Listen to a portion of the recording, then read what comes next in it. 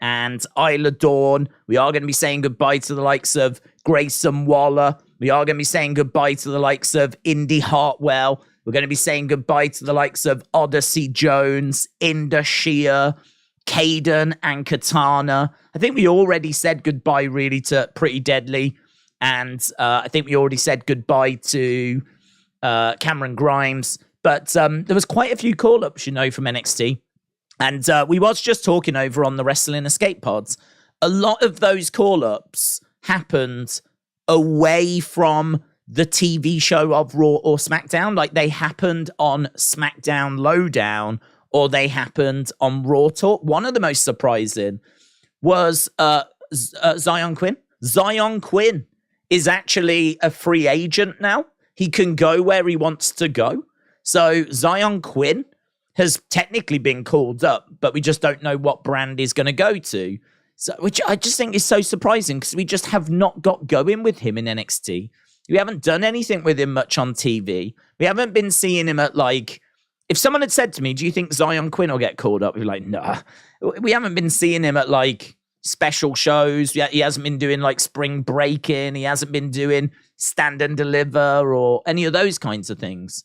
So he just hasn't been a major focus. Like, it's just felt like he hasn't really got going. But here he is now making his way to the main roster, which is just such a surprise. So that was strange. I would say that Odyssey Jones, very similar. Great potential, great look, great personality. But you've got to say it's strange. Because, again, you look at it and go, Odyssey Jones? Like, we just haven't really started doing much with Odyssey Jones. So, but as I said, this didn't play out on the show. This all played out on the shows on Peacock. It's such a weird way of doing it. We were just talking, like, why didn't they make a bigger deal out of the NXT call-ups? Like, why didn't they do that? Why didn't they go bigger with it? I don't understand. I genuinely don't understand. Grayson Waller is trending on Twitter and has been. Like, people have been waiting for him to get called up. There's a real groundswell around him. There's a real buzz around him. I think his segments and story with Sean recently, which led to him against Johnny at Stand and Deliver. I think that kind of a story, his story at the start of the year with Bron Breakker, and obviously there was lots of people into him anyway, but I think that really grabbed attention. And people were thinking that he could get called up. He's been trending.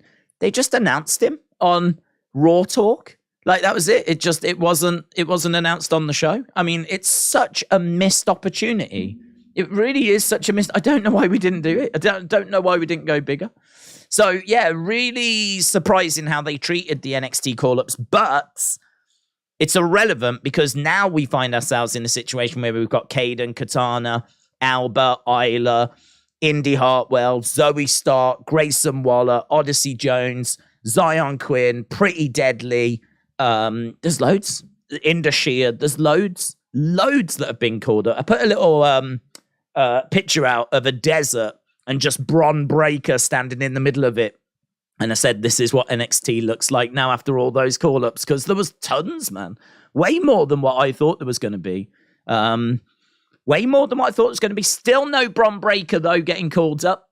No Cora Jade. Didn't expect Roxanne. There was talk of Tyler Bate potentially, but that didn't happen. I think that's probably for the best. I don't think we've really found the Tyler Bate character yet, so I feel like there's a bit more work to be done there. So, yeah, I'm looking forward to getting your thoughts on it, to be honest. But we've got a chat in from Alfie. Alfie, shout out to you, my friends. Hope you're well. Alfie says, happy Heel Tuesday. Great Wep. How are you? It's not very heelish, is it, Alfie? Heel Tuesday, and you're saying that was a great episode of the Wep, and asking how I am. Come on. You got to work harder than that, Alfie. No, I'm glad you enjoyed it, buds. I thought it was a fun episode. I love those episodes where we've just got so much to get through. I mean, to be honest, it was only like 5 minutes at the end where we didn't run out of stuff, but it just allowed us to talk about like wrestling figures, which is nice, actually. I think we probably should talk about figures a little more than we do, because wrestling figures is how this channel blew up. And I've never forgot that. Like, I know I need to do a toy hunt. We will get one done soon. I promise we will get done one soon. And I'd like to get a bit more figure stuff up, to be honest. But, that's Tommy as well. Tommy Toy Travels is all about wrestling figures. So it's pretty wild that me and Tommy do a podcast together and we never talk about wrestling figures. So it was nice to kind of take a moment just to have a little bit of a chat about those at the end. And obviously the community submissions, Edward's video was awesome. So yeah, if you did just watch the Escape Pods, I hope you enjoyed it. We'll obviously be getting some shorts out from that episode. And it was all the Backlash predictions as well, which was kind of nice to explore. So yeah, it was good. It was fun. That's why we had to do the Web's Got Talent last week, because this week was the predictions. Next week is going to be the review, the fallout, all of that kind of stuff. So next week looks like it's going to be a stack show as well. So it's good. It's busy at the moment, isn't it? Which is obviously a real good thing. Aaron, hello. Shout out to you, my friends. Hope you're well. Hope Elmo is well as well after that vicious choke slam last week. Aaron says, Money in the Bank and All In. I'm so grateful. What a summer I have. Well, listen, indeed. Like Money in the Bank and All In. It's a great time to be a fan of wrestling here in the UK. And who knows, there could be other things on the horizon as well. So there's plenty of stuff to be excited about here in the UK. But also, if you're just a wrestling fan as well around the world, there's plenty, as we just said, plenty going on. We're just coming out of a draft. We've got some big shows. I mean, Backlash this weekend, of course, we're doing the live stream for that. It's not that far away until we get to Night of Champions. Of course, we've got Money in the Bank here in the UK. It's just, there's loads going on in it. Just loads. Really great time to be a fan of wrestling, as we said. Right, I want to try and get to as many people as possible because I just love chatting to you guys, and it's just so great that so many people join us, even for like this, NXT stream, which we know isn't as popular as Raw and SmackDown, but I really appreciate people spending their Tuesday nights here. So let's go down and see what people are saying. Arlene says, hello, Daze and community. Arlene the Bean, shout out to you. Hope you're well. Hope you've had a good day. Loopy Girl said, I guess no one knows or cares. I care. I care, Loopy Girl. What was your last question? Hang on. I can't see your last question, Loopy Girl. I was going to see if I could get an answer for you, but I can't see it. Happy early birthday, Hassan. Whatever your question was or whatever your point was, put it again. I'll try and keep an eye out for it, Loopy Girl. LA Dortnight, shout out to you, buds. Edward said, I'm going to get it done. Me and my mom. Oh, yeah, you should do it, man.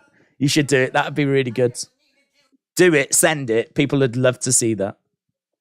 Thomas said, Tony's head exploded because he's booking so much stuff, says Thomas. Michael said, tonight is a new beginning for some of the talent that's still on NXT. Well, I don't know if we're going to say goodbye first, to be honest. I don't know if we've just got to say goodbye to Grayson. I mean, we know we've got Alba and Isla against Kayden and Carter tonight. I mean, like, because both of those teams are getting called up, though, I feel like we need a third team, because who are you going to put the NXT women's tag titles on? In fact, before I just go any further, let me just read what we've got. So it says, who will make their mark in a massive night for NXT as we begin the road to Battlegrounds? So looks like we've got Wes against Drew Gulak tonight. Looks like we've got Alba and Isla against Kayden and Katana. And as I said, it feels like a third team should be added there, unless we are taking the NXT tag titles to the main roster, which doesn't strike me as a good idea. But so far, both of those teams are getting called up. So that's the confusion there. Obviously, Gigi and Jacy. Gigi said her brother is going to be in attendance tonight. And her brother is featured quite a bit in the build here. And we've also got Dragon Lee taking on J.D. McDonagh. So J.D. McDonagh and Dragon Lee, they are in action tonight as well. So yeah, lots to Lots to get our teeth into. Newcomer Danny Palmer makes her NXT in-ring debut tonight. Seen quite a bit of her. I think she's been on NXT Level Up a fair bit. We've also, by the looks of it, got Axiom taking on Scrypts. So if Wrestle with Andy is around, that is definitely one for him tonight. So yeah, we've got a few bits to get our teeth into tonight. Obviously, we, as we said, are coming off the back of all those call-ups. JD McDonagh as well getting called up. Forgot to mention him. So he has been drafted to Raw. JD McDonagh. Right. I said I'd get to the chat, and I'm a man of my words. Let's go down. Who will Danny Palmer face? Haven't announced. So, don't know. Could just be a jobber, maybe. Normally, someone debuting will probably face like that Amari Miller girl. I've seen her take on a few newcomers. I think she faced Sol Ruka. But I think she's injured at the moment, so they're going to need someone else that's reliable. Daze, so you think I should have sent that last week? Definitely. You definitely should have sent it last week, because I think that your skillful one was good. It's one where I think you could watch your boxing skills and go, yeah, actually, do you know what? He's pretty good. And you go, yeah, that's impressive, right? What I don't think the boxing one did is make you go, wow, oh my God. It didn't have that kind of OMG effect. It had that, yeah, do you know, he's better than I thought. I'm impressed. But I think your video today had that, oh my God, that's so funny. It had that shock value that you could see the reaction in the chat. People were loving it. So yeah, I think if only you could go back in time, but doesn't matter. It's another great submission, and that's all that matters, Edward. You're building them up, aren't you? Your resume of great video submissions. Loop Girl said, Daze, Jane's answered my question about what happened with AEW shows on YouTube. Well, he's the best, isn't he? He's the best. Loopy, shout out to you. James, shout out to you. Christopher said 36,000 seats have been sold, according to Tony Khan. Really? That's above what I thought. I thought they would sell 20 something. I think it was Big Time Baxter that asked last night, what do you think they'll sell? I think he said 30. I said 20 something. Because I think the pre-sales were 50,000.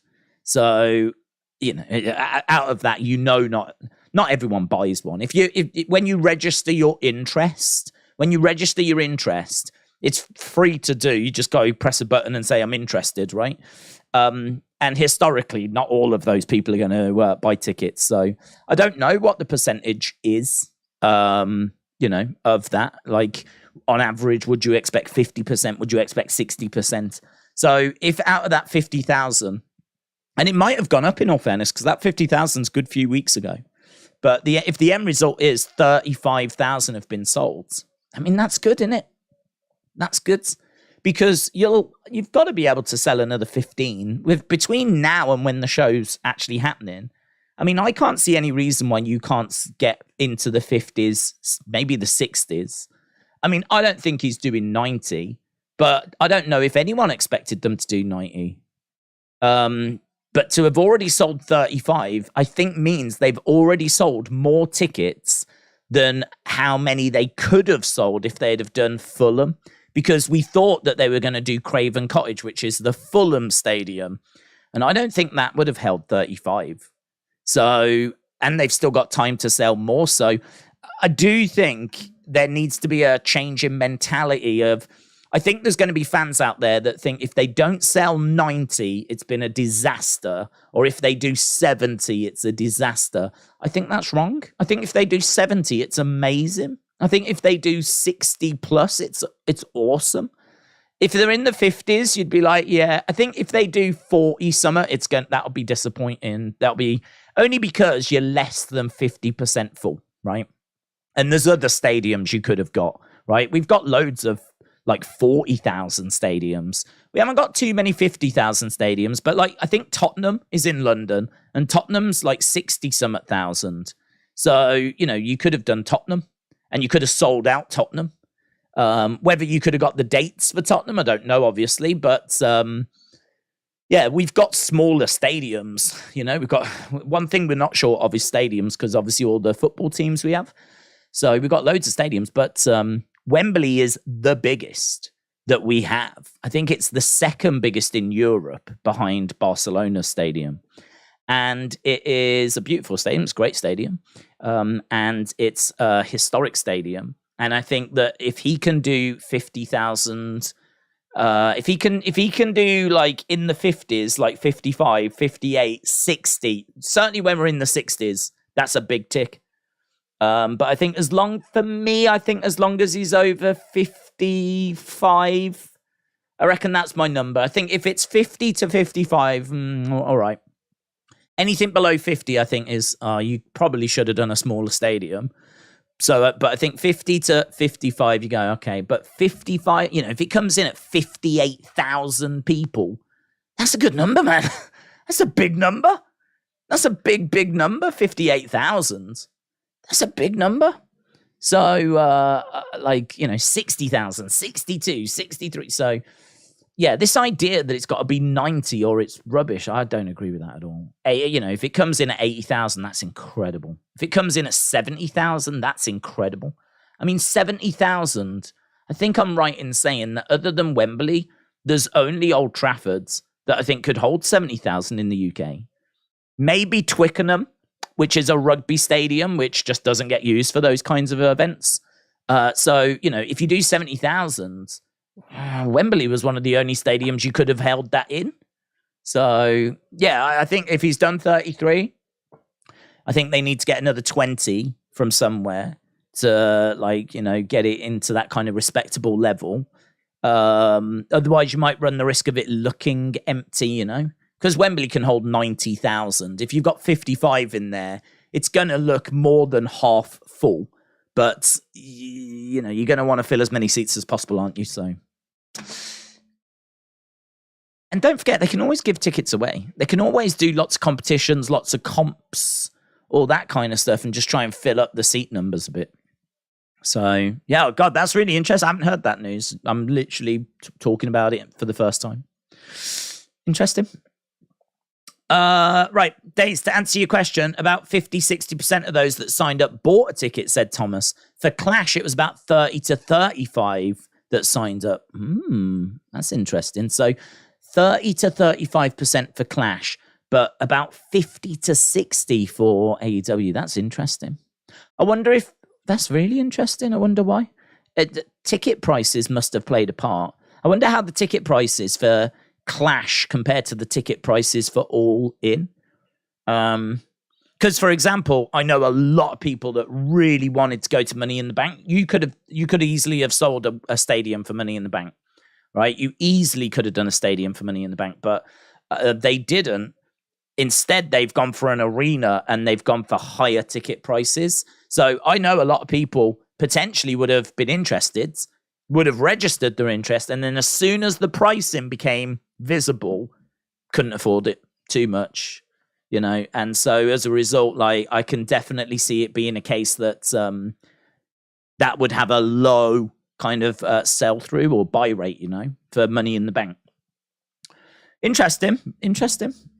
Tony has future endeavored Elevation and possibly Dark to reduce the amount of tapings due to Ring of Honor back and Rampage taping after Dynamite, said James. Well, I think it's a little bit of a shame to lose all of those. I said I was full of praise last week when I said keep one, because that's where you can have a look at like Little Mean Kathleen or Becca or, you know, Love Doug or whoever it is that's on the indie scene at the moment, right? And then you can make a decision from that whether you sign them to straight to AEW or put them in Ring of Honor. I mean, I suppose you can always use Ring of Honor for that, but I don't know if you want to try people out that way. I suppose the argument would be, well, WWE don't need it. WWE don't have a show where they try out talent and have a look at them. They do it all at tryouts and they do it behind closed doors. So why can't AEW? So I think that's fair, you know. That's fair to say that. I wonder if it's a money thing as well, because isn't Dark and Dark Elevation filmed in the same place. So perhaps if you're not going to do Dark Elevation, perhaps then you scrap Dark as well. Don't know. I would have thought he would have kept one. But if he is deciding to lose both of them, then, well, there must be reasons behind that. And perhaps he just feels like Zack Sabre Jr., Pac, Aldis, and all other English performers, they will have a hard time, said Jeremy. Richard said, we kick off with Rated R Superstar, Edge and Beth. Richard, shout out to you. Kian said, Daze, hope you're well and having a good day. Have you seen Wrexham and Ryan and Rob on a bus going around the streets of Wrexham? And did you see Wrexham win the league? I have seen the footage of them doing that, yes. I saw them winning the league. I don't really buy into it, to be honest. I know it's this, like, they're selling it as this fairy tale story, but it's been pointed out that, like, the wages that they're paying the players, the start. I mean, they've managed to get Ben Foster, who was a Premier League goalkeeper, right? He's been on the books of Man United and everyone, right? Is a well-known goalkeeper. He retired. They managed to get him out of retirement. I mean, it's a great move. I don't begrudge it them, but they've got some serious players, right? They've got some serious players. They've gone and got a striker, I believe, that was playing in like League One, which is like 2 leagues above where they play. They've gone and got someone from that league as their striker. And they're trying to spin it like it's a fairy tale. It's a dream. It's like, it's beyond our wildest dreams type thing. It's like, you've got an ex-Premier League goalkeeper. You've got a striker from League One. You're paying like $3,000 a week to some of your players. Like, apparently their wage bill is through the roof. So I don't know, man. I think it's all very clever marketing. I think it's clearly working. It's definitely grabbing people's interest. It seems to be grabbing America more than it's grabbing the UK, though. It seems to, like, that documentary seems to, it feels like Wrexham is like America's team now or something. I don't know. But I think it's being packaged very, very well. But if you actually look into it, like, there ain't nothing fairy tale about this. They've gone and got some serious players, and they should win that league. They should win that league. It's going to be hard for them as they continue to go up, though, because, you know, they've obviously got a certain budget. But once you start going into, like, you know, maybe they get League 2, they'll probably do well in. League 1 is where, you know, things are going to step up again. You're going to need more serious investment, and you're going to need to bring in some bigger and better players. So, yeah, it's an interesting one. It's very interesting to watch it happen. They seem like nice guys. I really like, you know, Ryan Reynolds, Rob. I've seen a bit of that documentary. They seem great owners. I think the story is a nice story, but you can't spin it that it's a fairy tale story when you've got, you know, one of the biggest wage bills in that league, and you're bringing in players from leagues levels above. You know, if anything, it's unfair on the other teams that can't compete with that. The other teams are getting blown away. Of course, Wrexham got promoted. So, yeah, it's very interesting, though. Very, very interesting watching that story unfold. And as I said, feels like it's played very well in America. Daze, what do you think of the swap between Samantha and Mike Rome of Raw and SmackDown? Are they doing that, Bryson? Are they doing that, or are they... Because I would love for her to keep saying Gunther. She'll probably go wherever Ricochet's gone. I don't know where Ricochet's gone. But she's in a pretty serious relationship, I think, with Ricochet. So they could do that if it's going to be a case of... They haven't announced anything, or I haven't seen any announcements for announcers and for the commentary team. We did change and shake up the commentary team last time. And actually, I would say, I think Wade Barrett does a really good job. I think Michael Cole is Michael Cole. I've always liked Corey Graves. It's Kevin Patrick that's the problem, I think, when it comes to commentary at the moment. Kevin Patrick's the one that I think people would probably like to see get replaced. And announcers, I mean, I love Samantha Irvin. I know people say she's OTT, but I really like her. I think you can be OTT in that role. I don't think you can be OTT as a ref, because I think that in the match, the spotlight is all, you should be invisible as a ref, really, because it's all about the wrestlers. It's all about them getting in their spots and, you know, getting the focus and selling and facial expressions. You don't want anything to distract from that. So, you know, like what Aubrey does, I've never been a fan of what Aubrey does.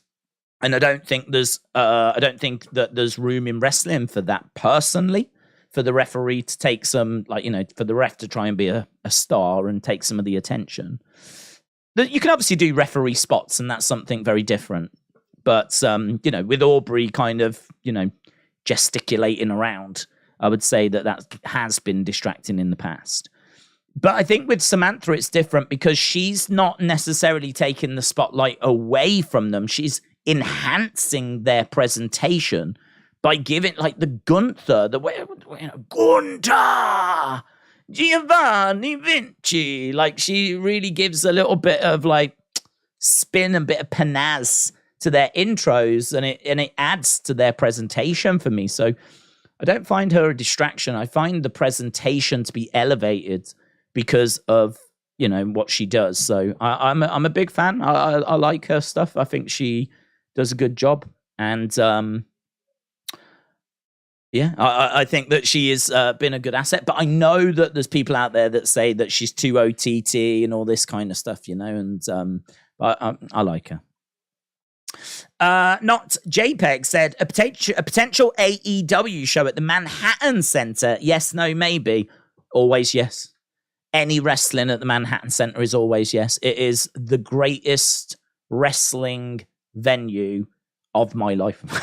It's maybe not the greatest wrestling venue ever, but of my life, it's the one that it's home. That's home. When I first started watching wrestling, that's where Raw was coming from every week. And there would be the odd week where they would go somewhere else. But to be honest, the next week we were going back there. And honestly, I mean, I remember thinking when I was a kid that was their home. I remember, you know, obviously you'd hear about Madison Square Garden, which was only down the road. So it kind of felt like, and I was wrong to think this, right? But I thought when I was young that Manhattan Center was their kind of venue. And then for the big shows, they went to Madison Square Garden.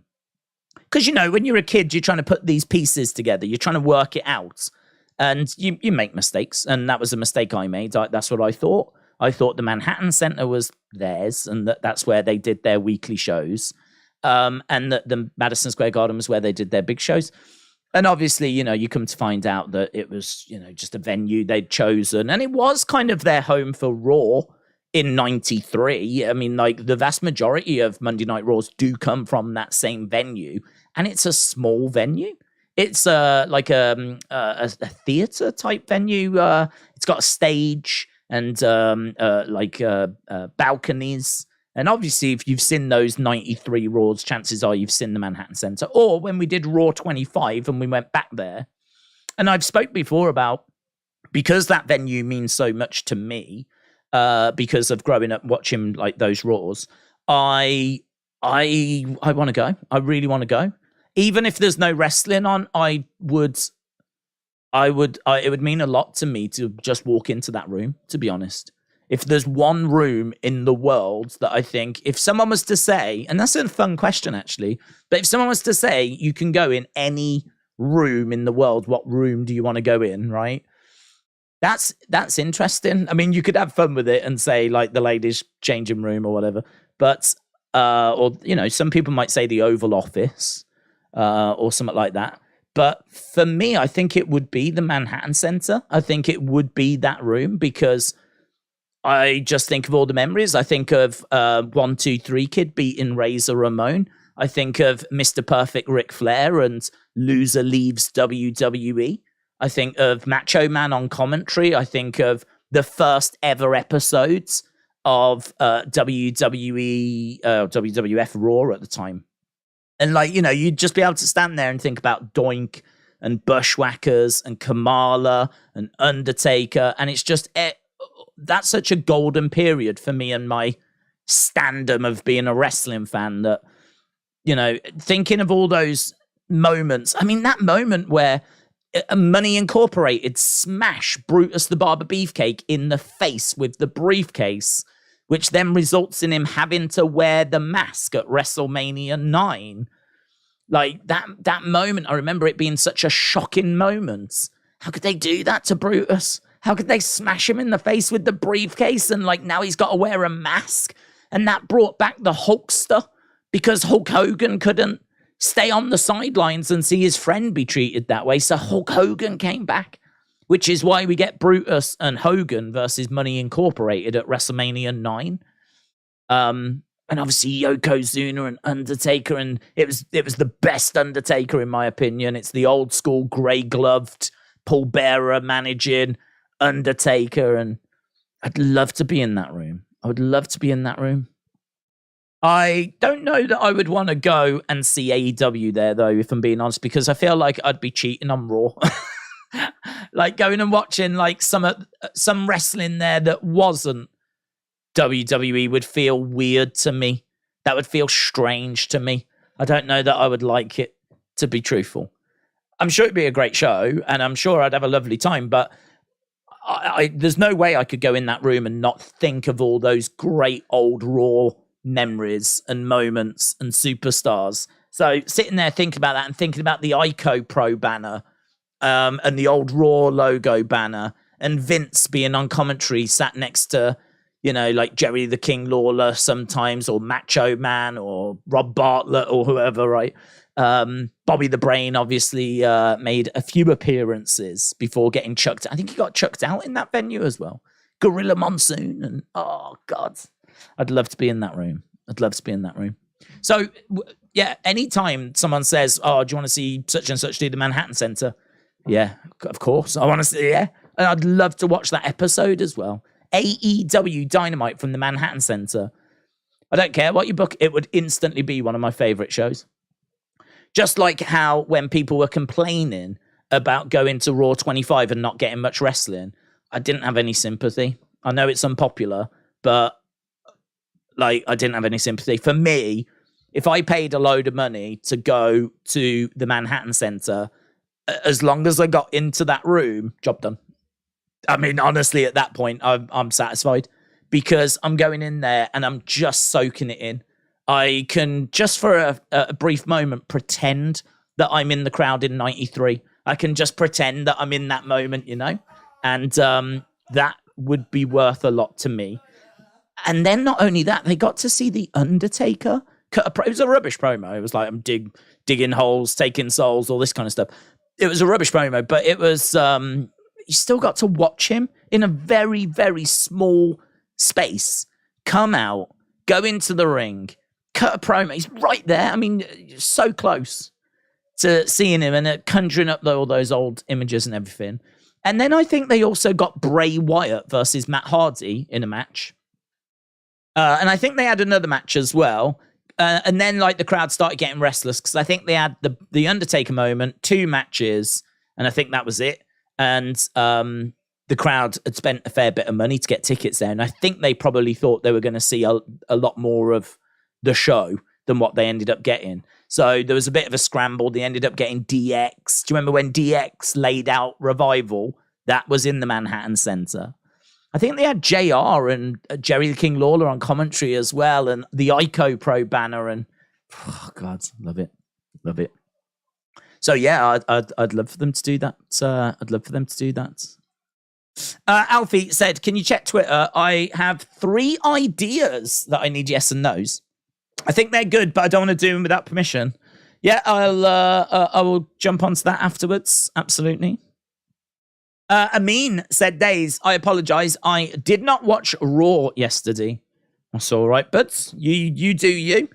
It's we're here if you ever need us. If you ever watch him wrestling and you're like, could probably do with having a bit of a chat with someone about this, then obviously the community is always here for that. But if you're not watching the show and you've got other things to do and, you know, life gets in the way, I can understand that, but I can absolutely understand it. Colby, shout out to you. Hope you're well. And I can see James saying 1, 2, 3 kid beating Razor. It's an iconic moment, isn't it? Absolutely iconic. Great moment. There's loads. I mean, like we used to see like Doink in the crowd as well when Doink was kind of coming through, and we had Kamala towards the end of Kamala's time. Such a time for change as well. I mean, it really feels like 93 feels like you could maybe make the argument 92 is the pivotal year, but 93 feels like the genuine start of something new. I think that I just missed out on the golden era. I think it had just ended in 92. And I think it ends because of the steroid trial. So WWE was getting like dragged through the courts because the allegation was that Vince was giving his wrestlers steroids, which are illegal, and to make them bigger. And Vince was like, I don't do that. But they wanted to make an example out of someone because steroids was rife in sports. It was really a problem. And there was obviously health risks and everything. And so they went after Vince hard.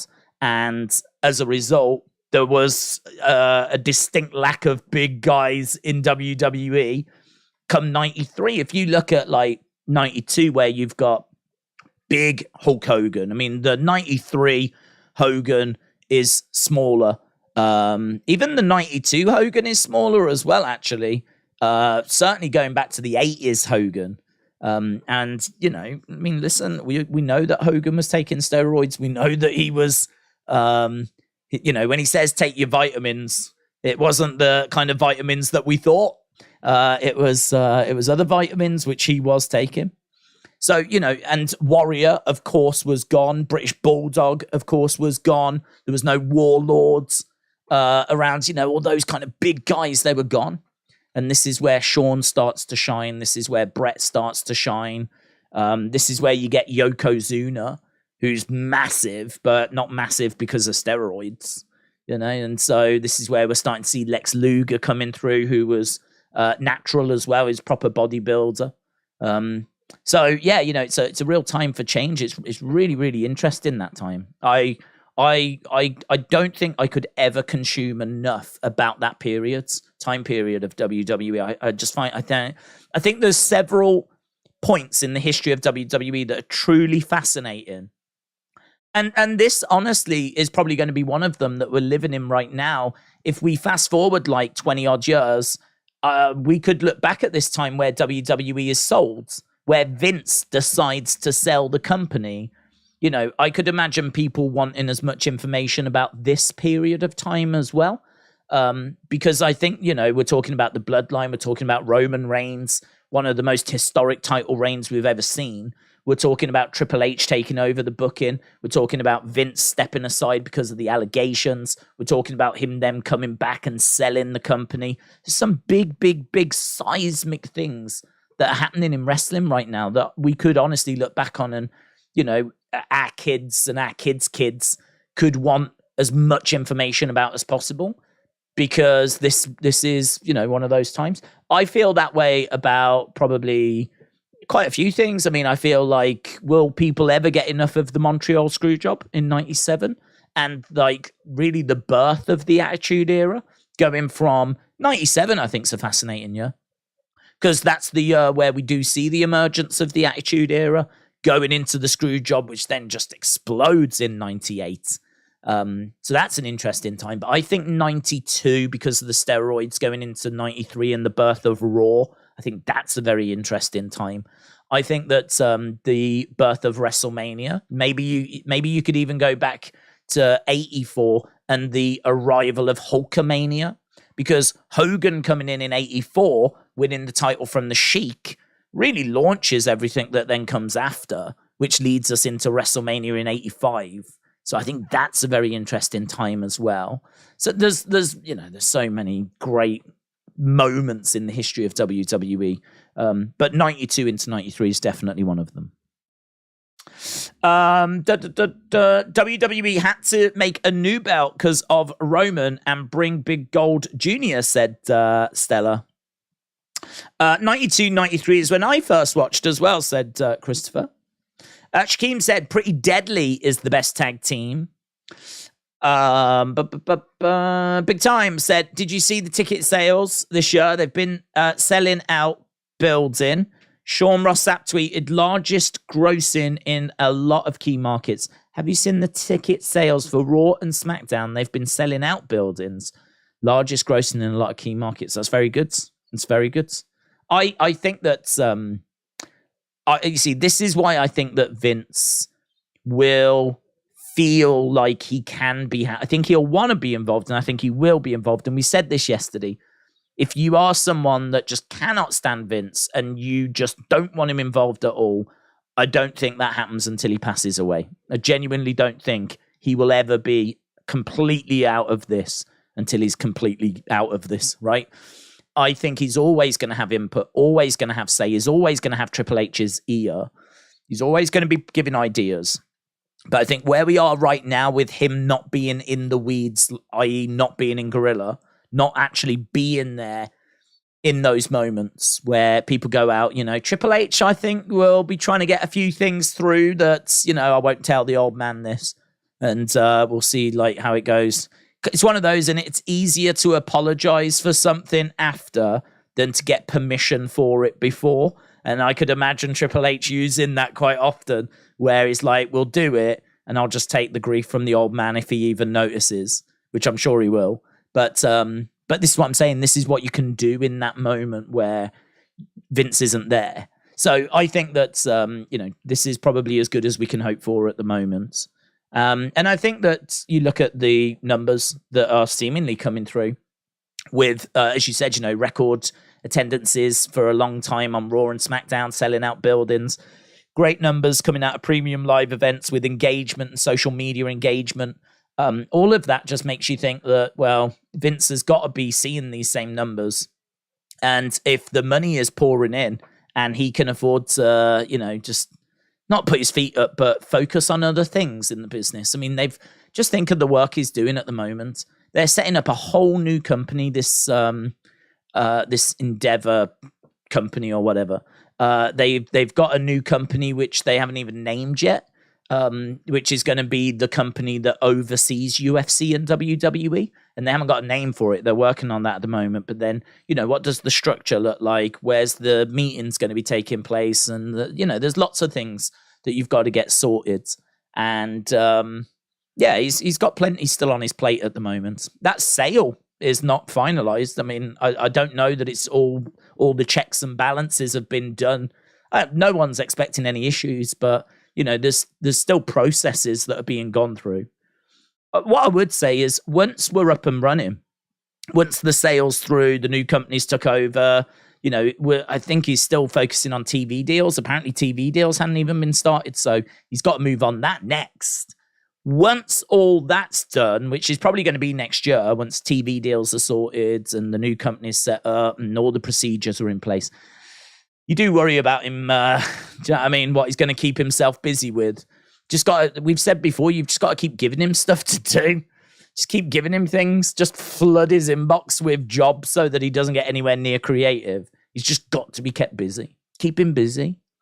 I would say there'd be a little concern at that point because I don't think he can start. He can't help himself, can he? He's just always got to get involved.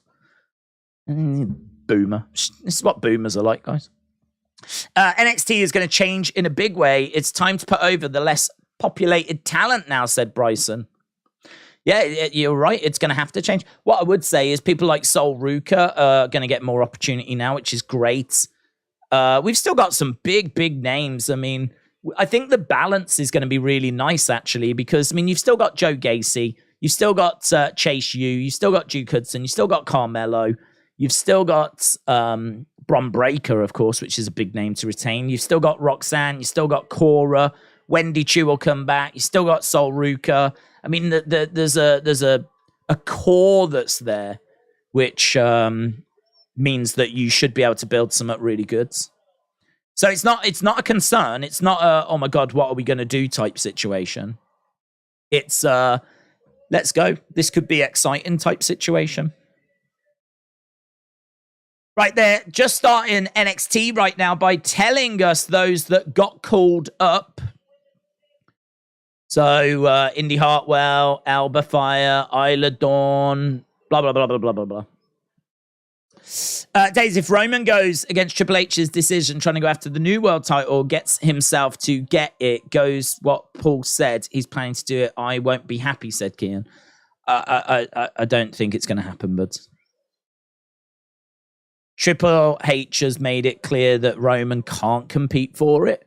So I don't see how he can get involved unless he like comes down during the match, but it's not a match. It's not a tournament that I expect him to be a part of.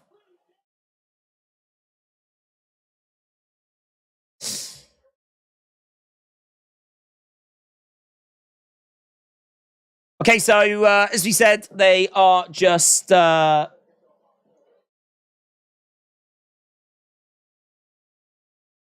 going through... I haven't seen that Odyssey Jones one.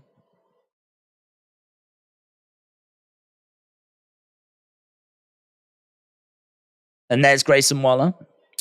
With Raw obviously catering to casuals and not typical hardcore that will eat everything, I worry presenting too many faces might dent the ratings.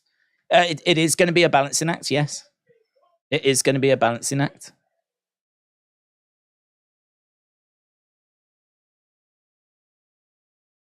That's always been... So, Wes Lee first. That's always been a concern, to be honest.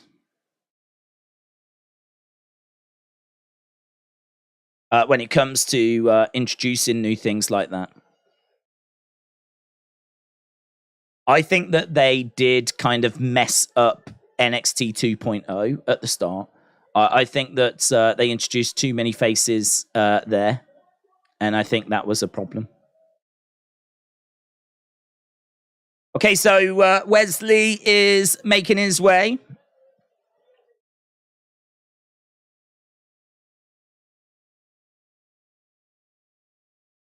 So Wes Lee is going to be in action against Drew Gulak, first of all.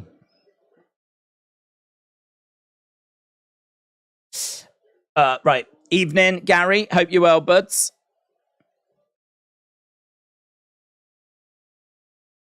Okay, and it is going to be Drew Gulak. So Wes Lee against Drew Gulak to open the show. North American Championship right now, says Bryson. Janari said, I'm talking to Tony into doing a WWE AEW Forbidden Door. Tony keeps talking about WWE. There's WWE, but nothing is being done. Something needs to be done, said Janari. Nothing will be done, buds. WWE are not interested. It doesn't serve any purpose for them. We've said, we've gone through this quite a few times over the years, but it doesn't do anything for WWE. They're already bigger than AEW. They won't get any bigger by doing a show with AEW.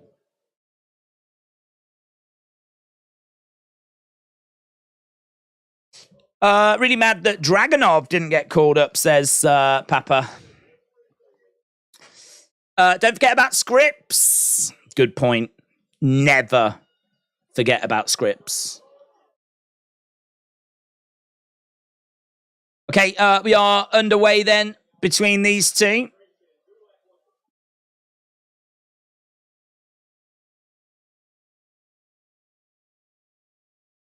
We've got Thingy jumping up there on the edge of the ring.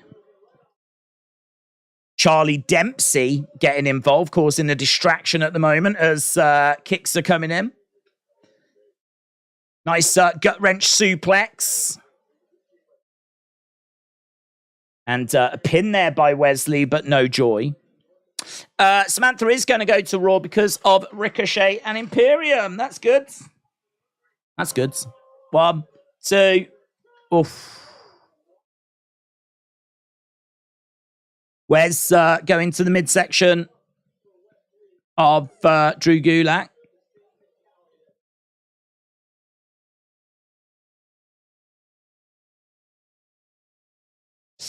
F Scrypts. Tanner said, Daze, I know this has already been talked about. I was thinking some of these NXT call-ups, surely NXT needs to bring in some new people. Yeah, I mean, I think we've got... They're always bringing in new faces. I don't think they've announced a new class, to be honest. But we have had quite some new people coming in. I mean, Tank Ledger made his debut not that long ago.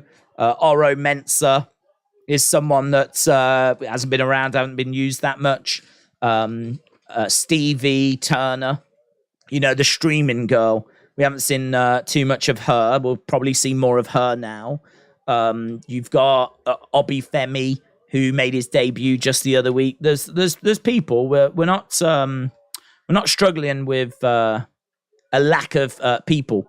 It's just a case that there's probably some gaps for some of those to make more regular appearances now. Gulak with a drop kick. Great work by Gulak. Has there been a draft where there's only been one free agent, or is there always more than one? The free agent thing is so strange. I might be remembering it wrong, but wasn't there a draft where I just remember Heath Slater being the only one that wasn't drafted? I seem to remember there being like a shot of Heath Slater and he's just sat there on his own looking around and he's not been drafted anywhere, and they made like a story out of the fact that he hadn't been drafted. I could be remembering that wrong. It could be that there was some others that hadn't been drafted, but I just remember an image of Heath Slater sat on his own kind of looking around, and everyone else had gone, everyone else had been drafted, and he was still sat there. We've got Gulak working on the arm of Wes Lee. This is for the North American Championship to start off the show. In a way, you know, this is very reminiscent of what AEW do with Orange Cassidy.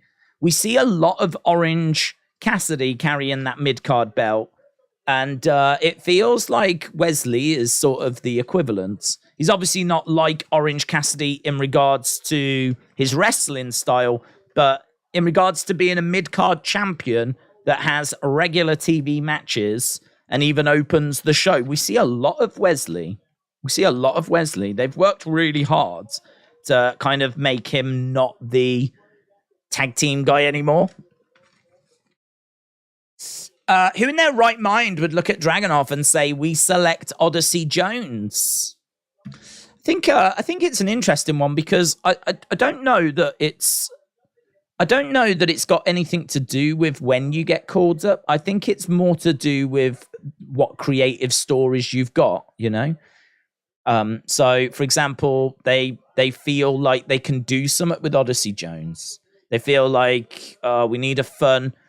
What do you need? We need a fun character. We need some humor, right?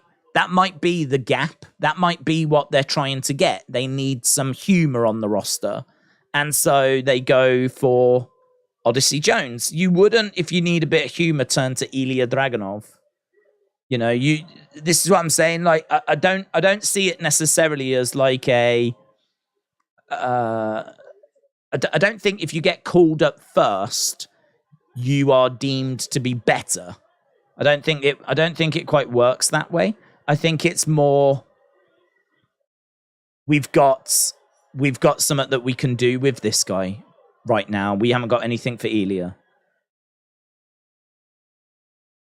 Okay, Wes is back in control after Charlie Dempsey was getting involved. Wes Lee, backflip, nice kick. Down goes Drew Gulak. Wes Lee looking for the pin. 2, 3, and Wes Lee gets the win. That wasn't as long as I thought it was going to be, actually. I thought that we've had 10 minutes, but I thought we'd probably go a little bit longer there. But it's a win for Wes Lee. Wes Lee managing to retain.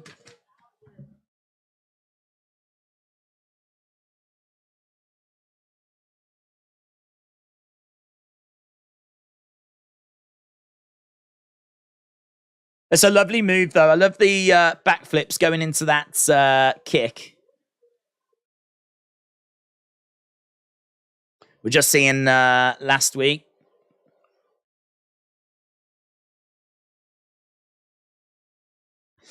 Right. Days with Raw. Obviously, you're catering to casuals. Yeah, we said I agree.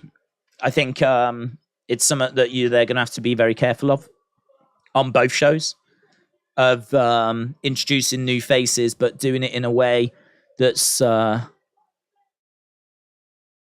going to hurt the show. But I mean, we've been down these roads before. We've done drafts before that have had NXT call-ups before, so they'll have an idea of where that line is. Trini said, another reason people keep ignoring some aren't called up because they don't want to job them out.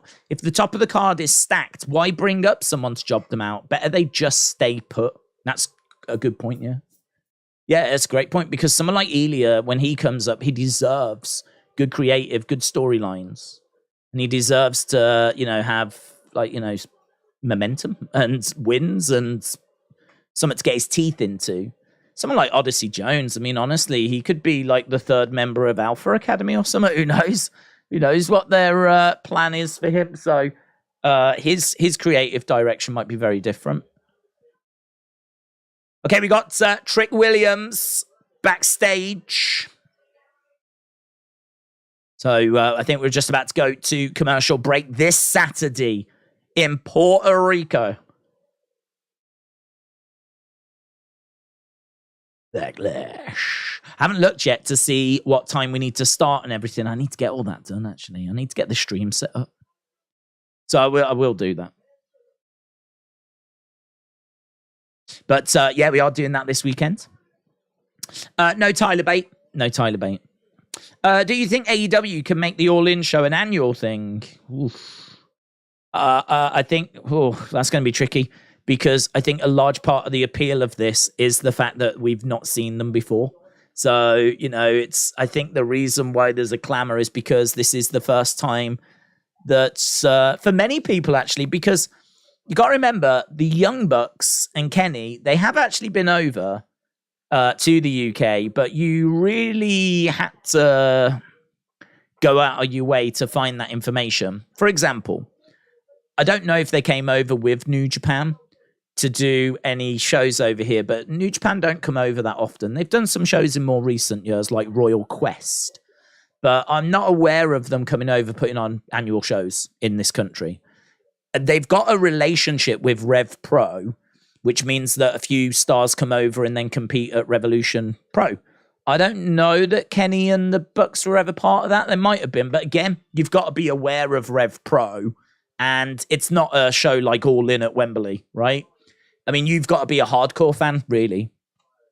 And actually, since AEW, and, that's been around since the end of 2019, anyone that's got into them since AEW started have not had a chance to see. I don't think they've been over here in any capacity. Again, I could be wrong. They might have done some like small indie shows or something, but I have not seen that advertised. So this, for anyone that got into them since AEW started, is their first chance to see them live. And, the other thing as well is that someone like, I don't know what's happening with Sting, but this might be your last chance to see Sting, That's something that did cross my mind, actually. I wouldn't buy a ticket to see the Omega and the Bucks. I've seen them. I've said many times, there's a video on the channel. I can't remember what year it's from, but I went to a small indie show run by Trent Seven back in like 2017. I think it was like 2017 in Wolverhampton. And the main event was Pete Dunne, Tyler Bate, Trent Seven against Kenny Omega and the Young Bucks. And it was a room that could hold about, I don't know the exact number. I think it was like 800 people. And I mean, we were so past 1,000 people in that room. When I say standing room only, I mean the aisles. Like, not only was every seat taken, but the aisles to get up was just full of people. And around the edge of the room was just people standing. And I'm talking wall to wall. And to get to the bar, you had to find, you had to get out your seat, try and get past people. Then when you got to the end, you were just immediately hit with a wall of people. Like, from a health and safety point of view, it's one of the most horrific rooms I've ever been in. If there was a fire in that room, big trouble. But thankfully there wasn't. The only fire was in the ring, where it was a great show. So, I mean, I've got those memories. I don't feel like I need to go to Wembley to see Omega and the Bucks. But I would go to see Sting if this is the last chance we're going to see of seeing him, you know? So I think there's a big appeal for this being the first time, basically. So an annual thing, not at Wembley, I would say. Not annually at Wembley. But an annual thing where next time we do Fulham. Sure.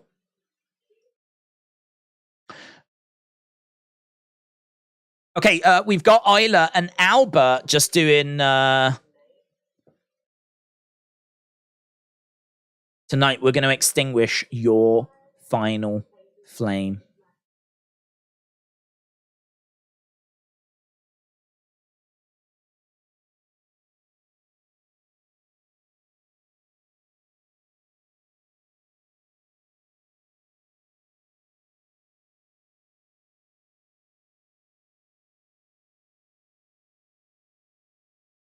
We're going to leave NXT in darkness.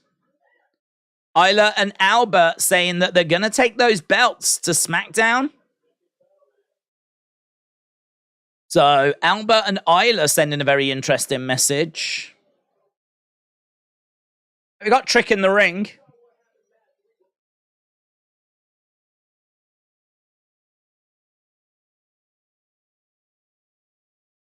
Mello still banged up.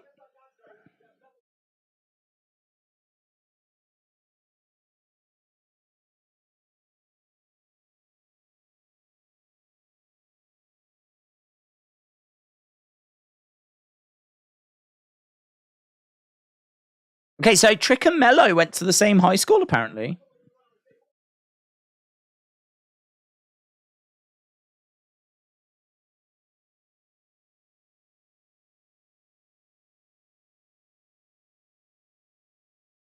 They're giving Trick a chance to talk here, aren't they? This is promo time for Trick.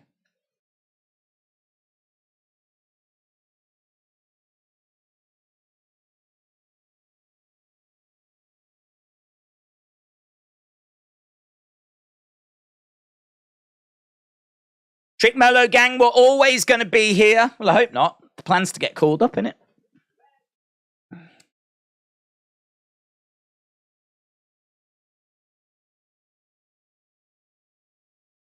He said he took the spear last week from Bron.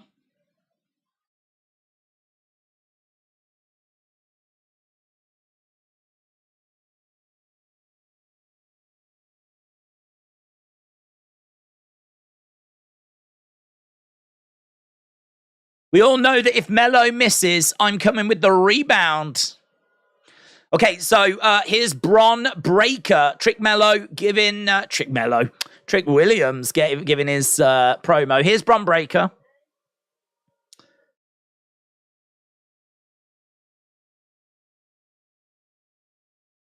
I speared you and I put you in the recliner and you're still out here, says Bron.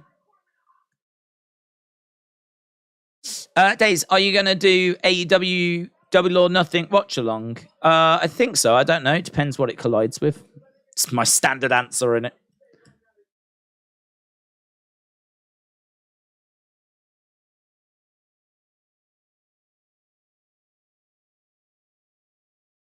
Last thing I want to do is represent these stupid people.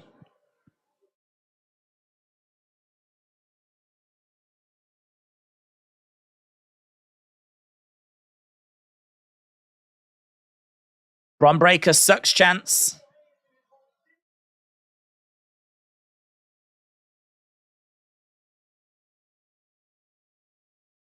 Bron Breakker sucks, I think is what they're saying.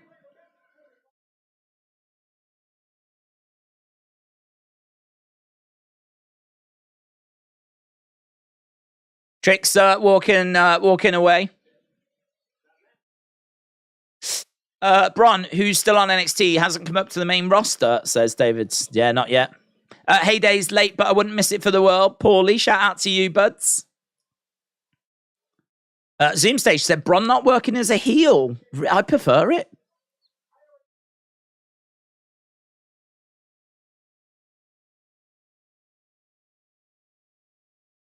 I already put Carmelo in the hospital. I'd hate to do the same thing to his mouthpiece.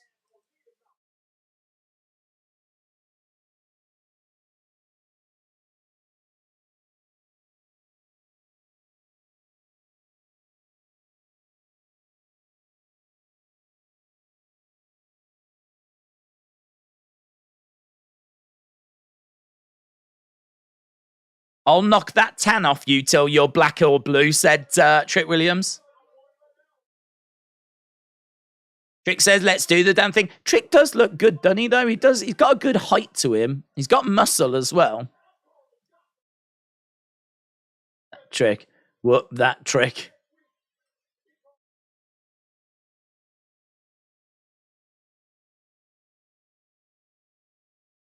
So, Bron challenges Trick for next week.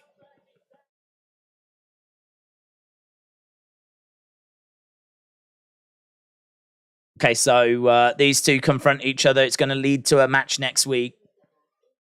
JD McDonagh is backstage.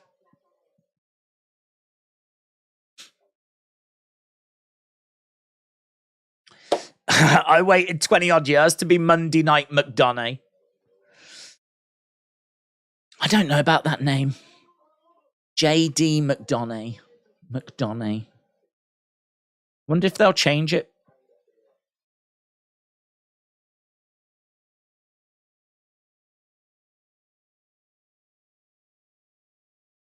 Noam Dar, he's only just arrived, doesn't he? Talking of like new faces.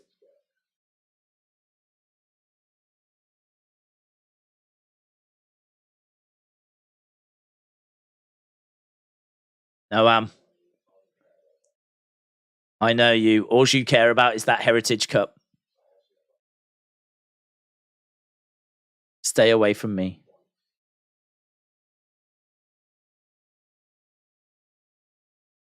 Stay away from me, otherwise I'll take that Heritage Cup with me to Monday Night Raw. Here's Gigi. Right, big match this. Big match. Gigi, now her brother should be in attendance here. Gigi Dolan against Jacy Jayne. Is that her brother?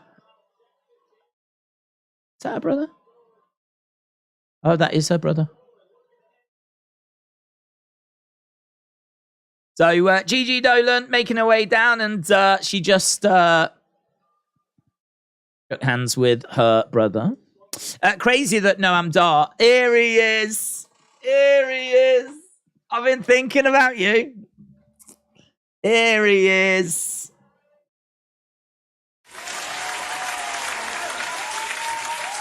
Austin, I've been waiting to ask you this question. How do you feel about XY Zion Quinn being a free agent and going to the main roster? How do you feel? How do you feel?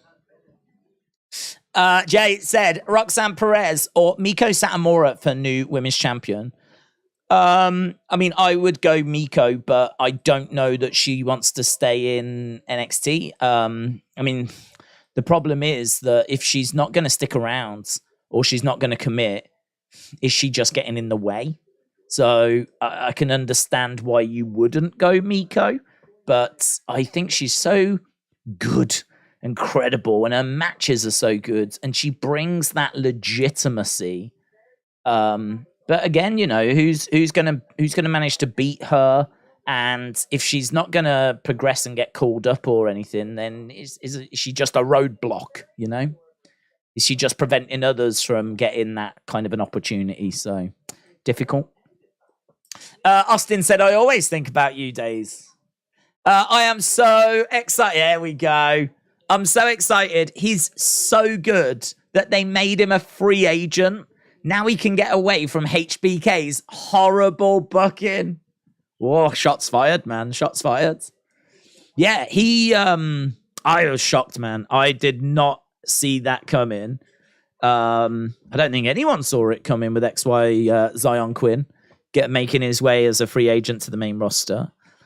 I wonder if the lack of momentum is going to hurt him at all. I mean, I wonder if Triple H sees something that Shawn didn't and he's going to use him well, or does Triple H just need a body to kind of put others over and he's just gone with that? I don't know what they're going for. I don't know what they're going for. And also, I said I wanted to talk to you, Austin. Did you see that video of Baron Corbin getting cheered loudly in Paris because he got a win? I don't know how they managed to set that up. I mean, I don't know. Was he booed when he came out and he won the crowd over? Was he trying to be a face? He was acknowledging the fans after, but he got big cheers. I was going to send a tweet out. I don't think I did in the end. I was going to send a tweet out saying, this is why you can't trust the French. This is why you just cannot trust. This is why no one speaks to the French. Because they're just flipping idiots. They're cheering Baron Corbin now. It won't hurt him. He's going to be world champion. James said, I always knew the French were backwards. Honestly, those stupid French. You just can't trust them. Jojo said Corbin is amazing. I did. Corbin is great. He was the last person to in Roman. Because I know breathing doesn't mean you're alive. Danny Palmer making her in-ring debut. So, Danny Palmer on the way. Jayne. Just realized there's no women's tag teams left on NXT. That's true, actually. I mean, they broke up Tatum and Ivy, didn't they? They broke up Tatum and Ivy. They broke up Toxic Attraction. They've called up Gacy and Kayden. They've called up Isla and Alba. There's Gigi's brother again. The French icon. That'd be a good gimmick, man. That'd be a good gimmick. The French icon, Baron Corbin. Imagine if he started speaking a little bit of French. Maybe going around, I don't know, would it be offensive if he wore like a white shirt, black stripes, onions or garlic or whatever it is around his neck? I think it's garlic, isn't it? A beret. I mean, it'd be funny. Talking about his people.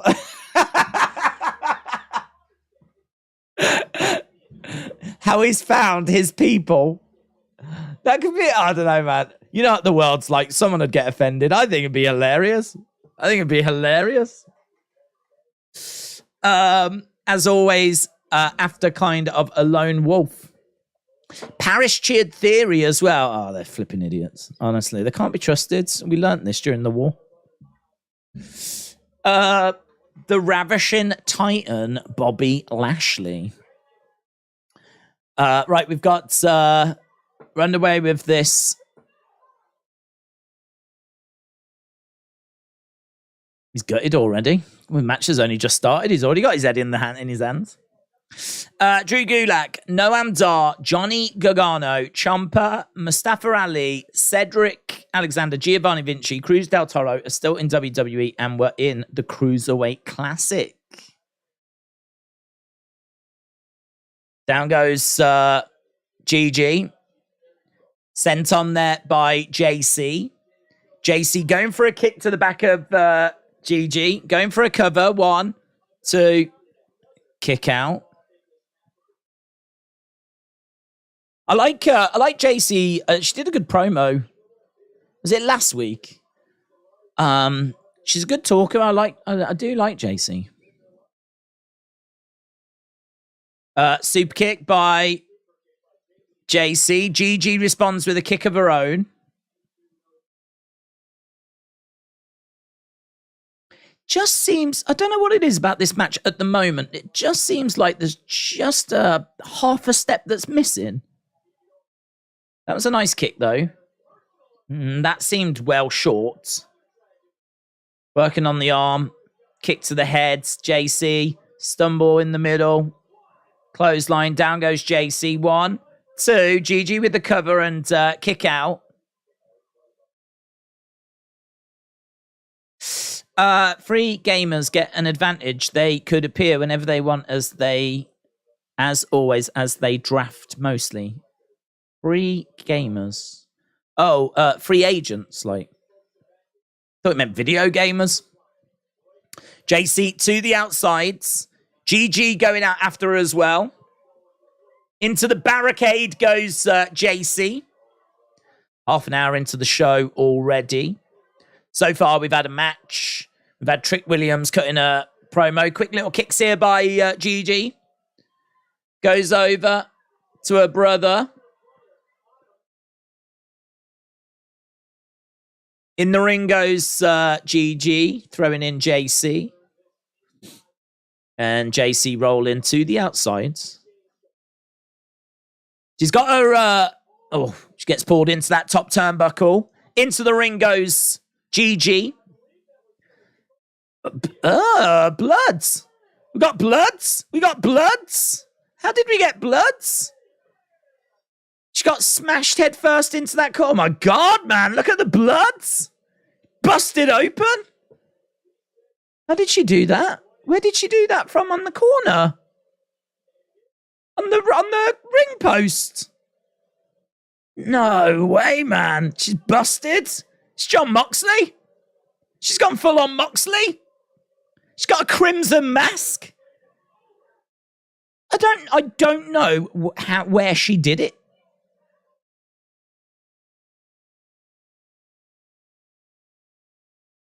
Man, look at it. Damn. Is that real?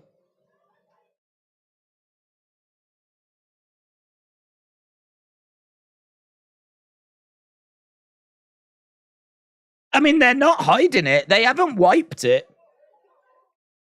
God, guys, what's going on? We've strayed away from PG. It's the pouring down her face.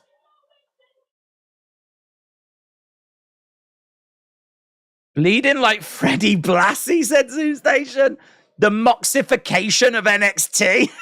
I don't know how she did it. People need to go back and tell me how she did that, because she was on the edge of the ring. She was on the edge of the ring. She grabbed Gigi, hurled Gigi into the turnbuckle. Gigi then goes into the ring. And then when we go back to Jacy, she's pouring with blood.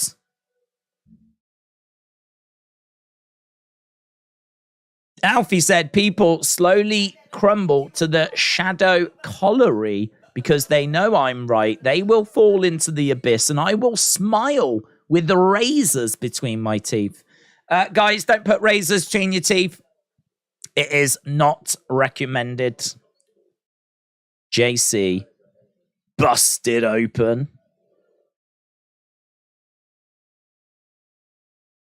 Damn. PG-13? I want to see what people are saying on Twitter. I mean, I know there was like a ring step spot, which I wonder if there was something that came out of that. Jacy busted open. I mean, I've got the image.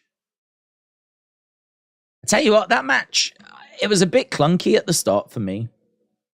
I said, like, there's just half a step missing here. There's just something that's not quite right. Doesn't matter, does it? Because this is the image that's going to be remembered. Maybe not this exact image, but this is going to be the what people are talking about. Look at that. I mean, I know if you don't watch wrestling that often, or WWE in particular that often, you might be like, all right, get over it. It's just a bit of blood. But we don't see this. This is not something we've had Hell in a Cell matches that haven't had blood. We have street fights that don't have blood, right? There's quite a lot that goes on in WWE where we just don't get bloods. And Look at that. She's loving it as well. It's a great image. Do you know what they should do? Put it on a t-shirt. Put it on a t-shirt. She needs to go home, take a picture, like a selfie picture of her looking sad. Blood all that down her face. Put it on a t-shirt. That is the right way forward. What I want to know, though, is how did she do it? Looks like Jacy got colour on the steps. Props to her for going with maximum effort. So, ring step spot. I wanted to have a look, see if anyone had put it up. Ah, here it is. Oh, no, that's not the same one. Oh, I wonder if they probably won't put it up, will they? The cowards. WWE probably won't put it up because it's got like so much blood in it, or they'll like edit it so that you don't quite see it or something.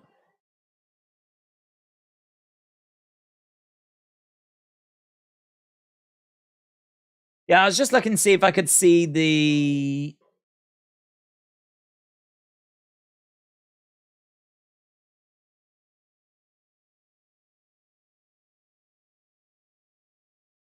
Just looking to see if I could see the video. You're actually right. Roman is still on SmackDown. He did not get drafted to Raw. She is awesome. I don't think it was a blade job, said Serious Gaming. Yeah, I'm seeing people say it. I remember the ring spot, but I don't remember her hitting like anywhere weird or thinking like, oh, I bet she's busted or anything.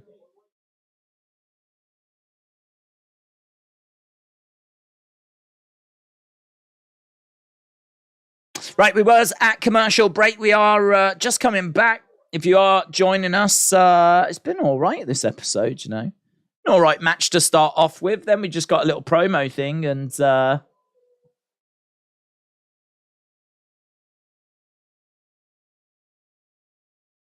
Does this remind you of your mother? That's what she said as she was beating up Gigi in front of her brother. Does this remind you of your mother? WWE just tweeted that out.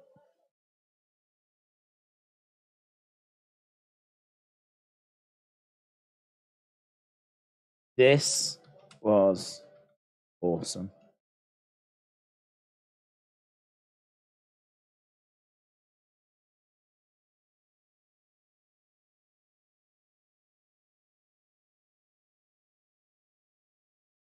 Right. The only thing I can think is when GD did some kicks on the steps. I don't think it was that, though.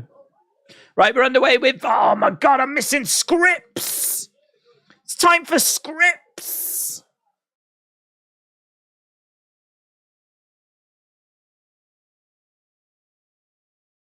Scrypts and Axiom. Moxley let her... When no one was looking, said inside out and again. Right, Axiom versus Scrypts. Scrypts. Everyone's favorite wrestler, Scrypts.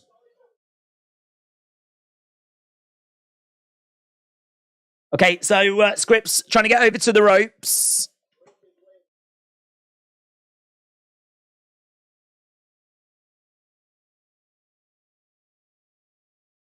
You've been turned into the Spanish announce table these past few weeks.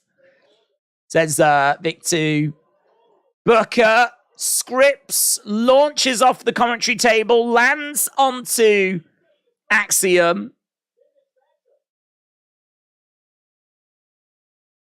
As he just threw Axiom back in the ring, did he get kicked in the face? I think he just grabbed Axiom, and as he threw him in the ring, I think Axiom's leg came up. I think he just got kicked in the face as he threw him back in the ring, Scrypts.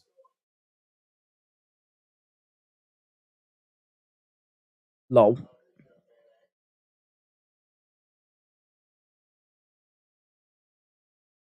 Against the ropes goes Axiom. There is a sign in the crowd for Scrypts, believe it or not. Is that Wrestle with Andy? I think Wrestle with Andy is actually at the arena tonight with a Scrypts sign. Love to see that. Where was Roman originally? What brand? Same as some that I don't know. Was he a free agent? Roman's been on SmackDown, hasn't he, since the last draft? Rage Mind said, gotta catch Scrypts. Alfie said, Scrypts looks an awful lot like Reggie. You would say, casuals say that. That's something that casual fans say.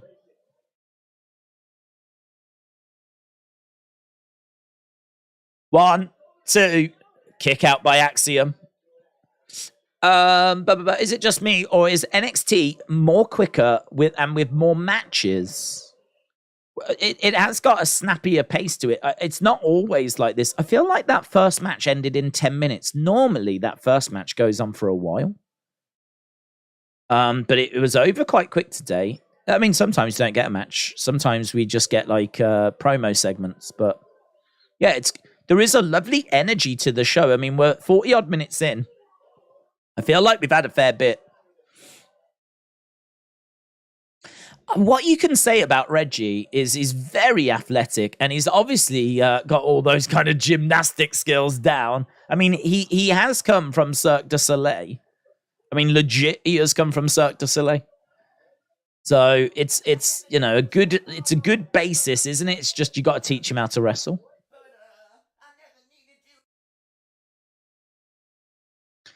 And I don't know why we're dressing him like this, or why we've given him this name. Scrypts charging over, goes for a kick to Axiom. Scrypts flips over. Oh, big knee strike, man.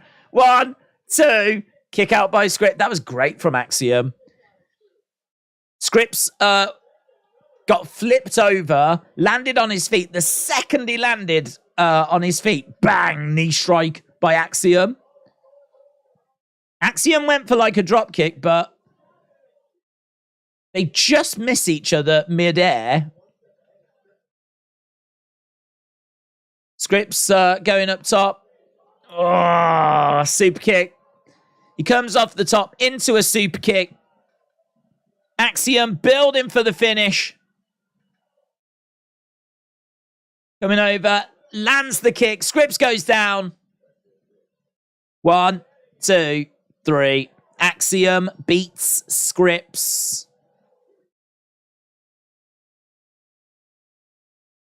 That was all right, you know. That was all right. I'm not a fan of that kind of constant high-flying action stuff, but it was quite short, all things considered. It wasn't the longest of matches. And there were some lovely hard-hitting moments in there.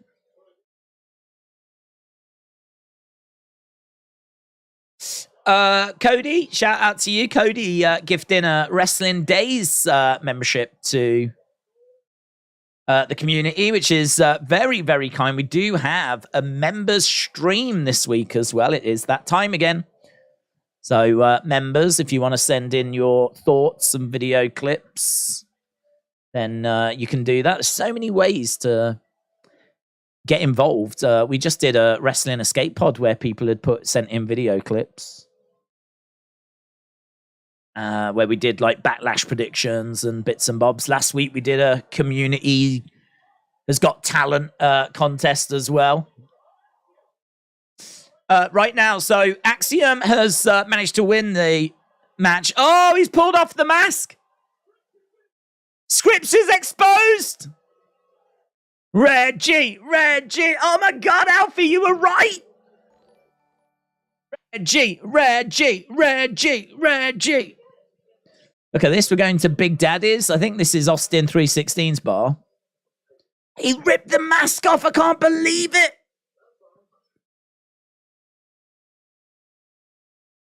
Oh, man, it's better without the mask. Get rid of the mask. The mask sucks. This is the biggest character development we've ever seen. Reggie. Can't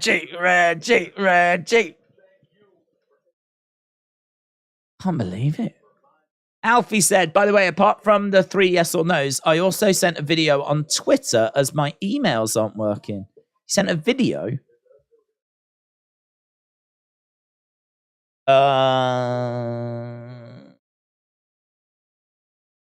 Scrypts unmasked.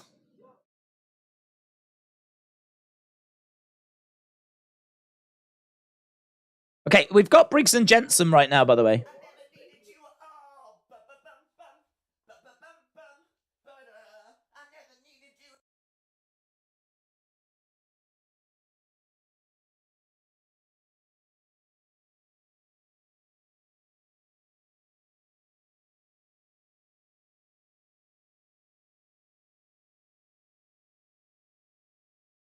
Some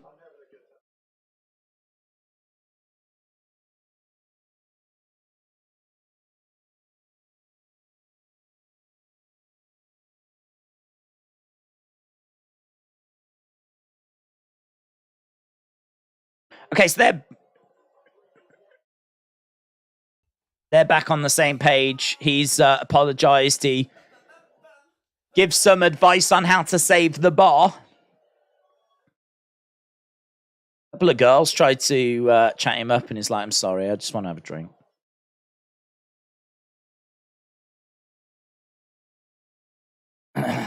Yeah. They were swipeable, in all fairness. Right, we've got Dragon Lee.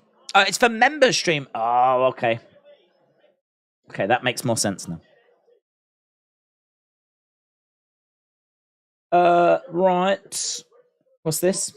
Carmelo surprised her stepkids with the news that she and Graves are expecting a baby.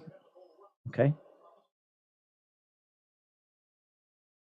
So there's a video doing the rounds of how Carmella let her stepkids know. I don't know that relationship. I didn't. Has he already got kids? Has he? I don't know. AEW Wembley gate after one day is 4.7 million, the largest ever in England and the second largest in Europe. Jeez Louise. AEW Wembley gate is $4.7 million, the largest ever in England and the second largest ever in Europe. What's the largest in Europe? What's the largest in Europe? What's the largest wrestling gate in Europe if it's not in England? Dave Meltzer! You've got me Googling stuff. Largest wrestling gates in Europe. Oh, Clash at the Castle. Clash at the Castle. Triple H touts Clash at the Castle as WWE's largest European gate ever. So that would be Wales.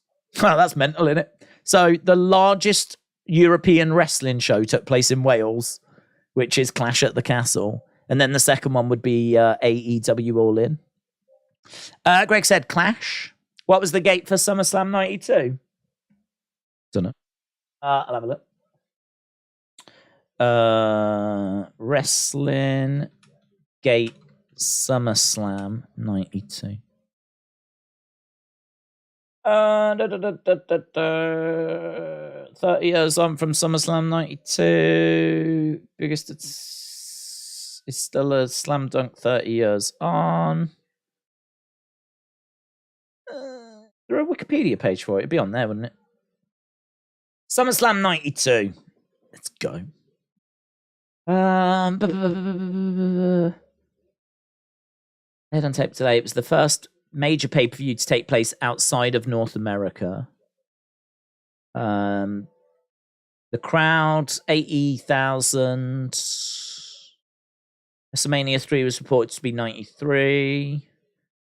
Painted figures. However, SummerSlam is a large crowd between ticket prices. Now, here we go. Between ticket prices and merch sales, I don't know if you'd count merch sales. It says WWF made over $3.6 million. Bigger. All in is bigger already. WWE managed 3.6 million. And it's worth noting that the attendance for that Wembley show. It was the old Wembley, which was, I think, a slightly smaller Wembley. Not by much, though.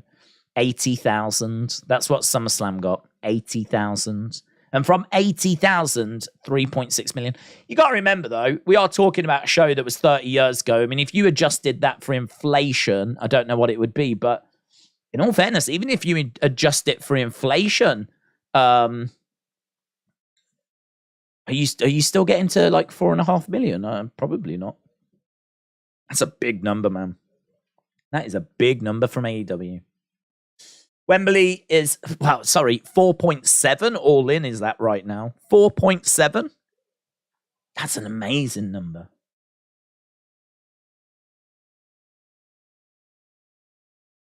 Very impressive achievements by AEW.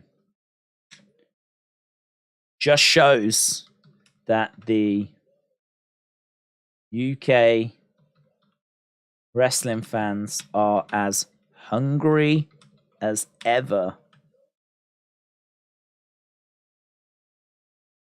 The big shows. Well, it's the big show. Right. Wrestle with Andy said, Daze, do you remember when Von Wagner was on the main roster for about 2 weeks? Who was his partner? He wasn't on his own, was he? He's in a tag team.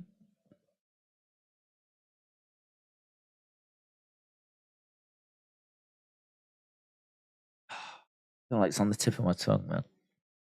Can't remember. I'm sure he was in a tag team with someone. It was like early 2020.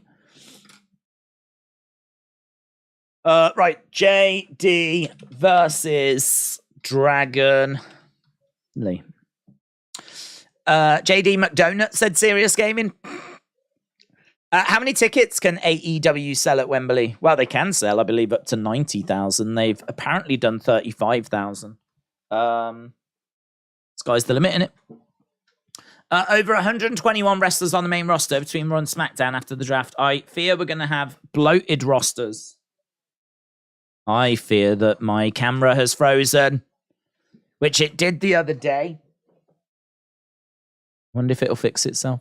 Do I need to fix it? You can still hear me. Let me see if I can fix this. Bear with. I'm back, baby. It might be my fault, in all fairness. Got so many cables. I need better. It might be these cables. I think I need better cable management. Imagine JD McDonagh beating Drew McIntyre on the main roster. Daze, token that white toot. Godfather's Ho, shout out to you. Hope you're well. Ready for backlash. Same here, buds. Same here. Did you see the Bayley match last night? I think something died in my house. Very ripe in here. Godfather's Ho, shout out to you. Should be seeing a bit more of Bayley. It seems like she might be going after those tag belts. Right, JD against Dragon Lee is what we've got right now. Obviously, JD is going to the main roster. I'm guessing this is a bit of a showcase match for Dragon Lee.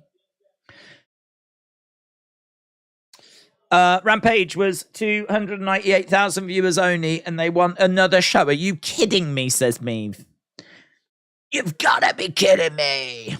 AEW, despite still being significantly WWE in American TV ratings by a wide margin, but are able to pull off big attendances level with WWE sometimes.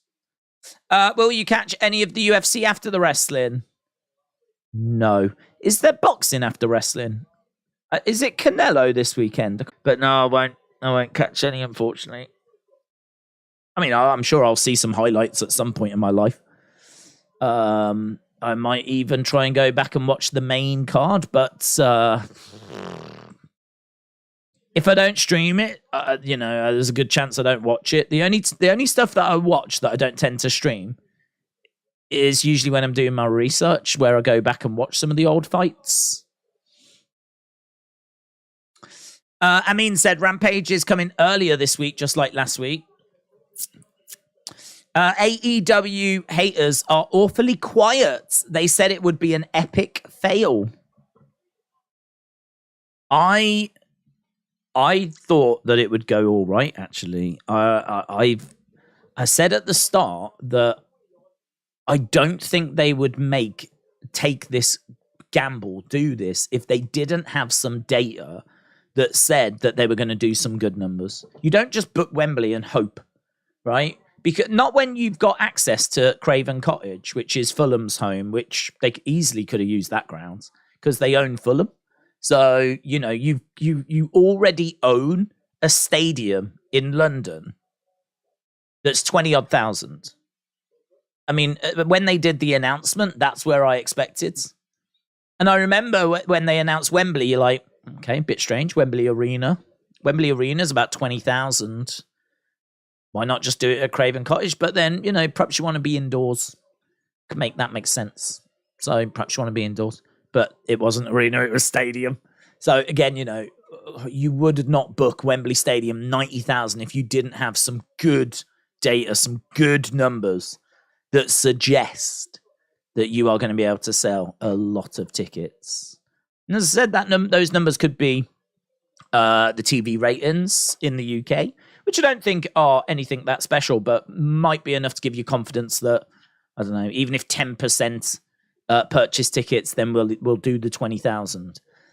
And then you've got to think about the rest of Europe, you know, and any of the fans in Germany, France, Spain, Portugal, Italy, Sweden, Norway, all these countries, Germany, Belgium, Netherlands, Holland, you know, all these countries. It's so easy.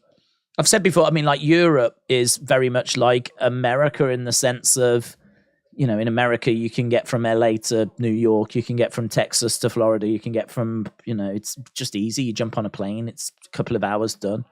Same with Europe. I mean, if I wanted to go to Italy this weekend, yeah, not a problem. I mean, the bigger problem isn't so much the flight, actually. It's like when you get there, like hotel costs a fair bit. Obviously, food, drink, all of that, it soon starts adding up. But like a flight to Italy, I mean, I don't know. I've no idea. I know I used to go to Poland for like 80 quid return on a plane. I could get from the UK to Poland for about 80 quid. It was on like, you know, those budget airlines, but, you know, whatever, Ryanair. But yeah, you know, it's nothing. It's really not a problem. It's, I suppose, in a way very similar to the US, where it's not a problem to get from state to state. So, yeah, I think that they've tapped into Europe. I would imagine there will be quite a few people who have from different nationalities that are coming. And I just don't think you book that stadium unless you think you can do a certain number. 35,000 tickets already is very impressive. All the numbers look good, and they're only going to continue to go up. So, yeah, it's a very, very strong start from AEW. Do you know, what I like as well, though, is I really hope that it shows that Europe is not a place to be ignored. You cannot ignore Europe. You know, whatever money you're generating in America, there is potential to generate that money in Europe as well. You know, we deserve, like we've said for years, we deserve like big shows. I mean, it's mental, isn't it, to think that we went from SummerSlam 92 to Clash at the Castle without having any big shows. We managed to get a few like token pay-per-view things, right? Just real token stuff. And a few Raws and SmackDowns, of course. But yeah, this is it's still such an untapped market. And again, look at NXT UK. You know, JD McDonagh, he's come out of there. Tony Storm has come out of there. They've had Tyler Bate, they've had Pete Dunne. You know, there's Pretty Deadly have come out of there. Alba Fyre, Isla Dawn, Piper Niven. Like, there's so much talent that's come out of NXT UK, and it wasn't even around that long. God only knows what could have come out of that promotion eventually, you know, if it had kept going. There's been no talk about NXT Europe, has there either, which is a bit upsetting. I'd love to get some more info on NXT Europe. I mean, I must admit, I'm quite excited to see what's out there. Let's tap into it. Let's go. I hope that's not been shelved. That could have been shelved, couldn't it? It might just have radio silence now. It might not fit in with the new company plans. I wonder, I never thought about that. Where does this takeover leave NXT Europe? Nice head-sitter takeover there by Dragon Lee. In less than a year of WCW Monday Nitros, they went on an 83-week win streak against Monday Night Raw. How long has AEW been in existence? Well, it's different, isn't it, from being in existence to being, like, you know, I mean, they've been in existence since 2019, but they run on a Wednesday night with Dynamite. If you launch a big Monday night show to go one-on-one up against WWE Raw, be interesting to see what the numbers would be. If AEW were launching a new show, not on a Saturday but a Monday, and they were going to bring CM Punk back for that new show, and they were going to go and get Mercedes Moné, and it was, you know, on a station that was, you know, as big as USA Network, it'd be interesting. That would be interesting. I mean, that's a lot of if they did this, if they did that. Chop coming in there by Dragon Lee. I don't think the Saturday show's gonna... I don't know what their expectation is, but Saturdays are so busy. We're on the edge of the ring. It's a fun little match, this is, you know. Up on the shoulders. Oof. Gets driven onto the edge of the ring there. Lovely work by Dragon Lee. I guess we have to take into consideration TV viewing is a lot less than what it was in the 90s, says Curse One. I know this is off topic. Are you going to do another toy hunt? I used to watch those all the time when I was 7 or 6, says Metal Godzilla. Yeah, the toy hunt situation is just so difficult because shops are open again now, but I just feel like we've done watch-alongs for so long that, to be honest, I just don't know how much of that kind of figure community we have. So it's like whenever we do toy hunts now, they get views, but not as they used to, because I think we've built a different community. I think we've built a community that's more into the shows and into talking about what's happening and the watch-alongs. But I have still done toy hunts. I mean, they've never fully gone away, and they never will go away. Oh, definitely we'll get another one done soon. But it's just, they're not the priorities that they used to be. And who knows, maybe if I made them a priority again, then... big clothesline. Then we could get somewhere with them, but yeah, we'll definitely get another one done soon. It's on my to-do list. This match is stealing the show. It's great. It is great. Big NXT chants from the crowd. Lovely clothesline by JD, and turns Dragon Lee upside down and inside out. Noam Dar watching on. This is awesome chants from the crowd, and it is deserved.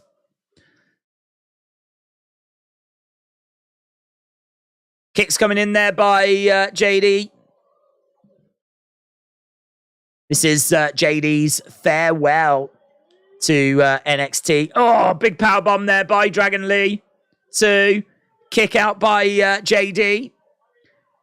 Noam Dar continues to watch. He's talking to the Heritage Cup. Noam Dar is actually talking to the Heritage Cup about how this match is going. I'd love for them to get Shah Samuels. I thought Shah Samuels and Noam Dar in NXT UK were so much fun together. Dragon Lee is climbing up top. We've got JD going up against the ropes. He's going over and he's looking for Spanish Fly, is he? Forearm strike there by Dragon Lee. And again. JD upside down. Dragon Lee. They're up in the corner. Headbutt there by JD. And again. Hurricanrana. Kind of Spanish fly. Spanish fly there by JD. That dude's shocked, man. He's got him up. Oh, Brainbuster. 2. Oh, it wouldn't make any sense for JD to win this match. Man, could you imagine if there was like a title at stake for this? If there was like, because there's not really anything at stake for this match. It's a great match. It's got Destroyer by Dragon Lee. So we have a Spanish fly and a Destroyer. To the outside goes JD. Dragon Lee grabbing JD, hurling him into the ring. Oh, Noam Dar getting involved. Super kick there by Dragon Lee. Noam Dar goes down. Dragon Lee headbutt by JD. Headbutt by JD. Kicks, takes out the devil inside suplex, connects. 2, 3, and JD wins.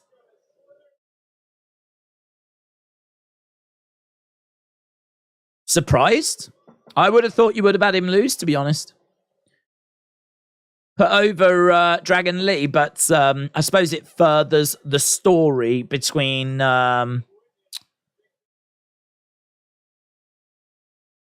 JD and Noam. Put in your scores on that. What did you think about that match out of 5? People really enjoyed it.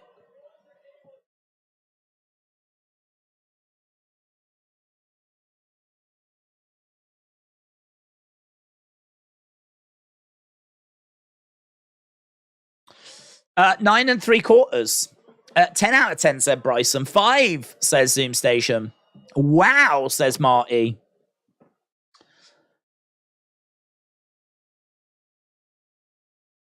Oh, hello. Now we've got Dragon Lee going after Noam Dar. 5, 4, 4.5, 5, 5.75, 4.75. 4 out of 5. Dar didn't need to get involved. 4.5, it was awesome. Steven says 5. James said Corbin's new gimmick, the French sympathizer, comes out like Napoleon. Bucket. Right, we got Kayden and Katana. 4.5 says Austin. 4.5 says David. 10 out of 10 says Kevin. Awesome match, says Bonkers. 4 years they've been a team.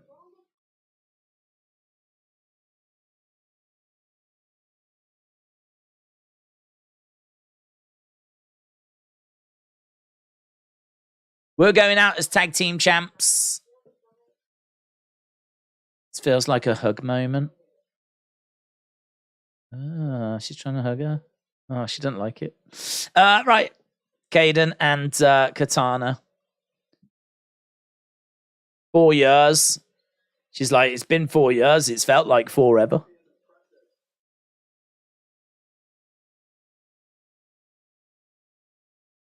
I will give my body for the schism. Oof. Look at what they got the Rock's daughter dressed in.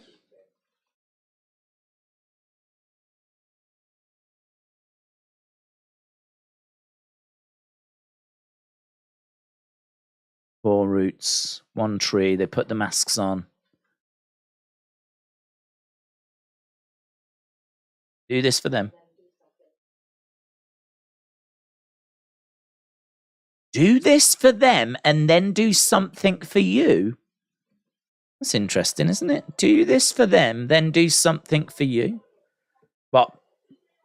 Go to Wendy's. Do this for them, then do something for you. Go to the cinema. That hug moment was me and my friend every day, said WWE and AEW fan. I'm not watching, but if you're saying it's good, then I rate it, says Curse One. If I was Meltzer, I'd be about 3.25, says Papa Cannoli.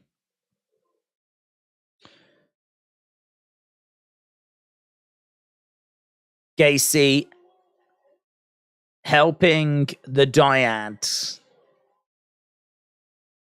Ava do this for them. I'm going to jot this down for my review. Then do something for you. Wonder what Gacy likes to do in his spare time. Go to the park, have a picnic. Gacy is about to fire the dyad. Grizzled young veterans reborn, said James. Do you think that'll keep him around if he does? Why would he try to win the match, though, to give them a title shot to then destroy them? Because he can.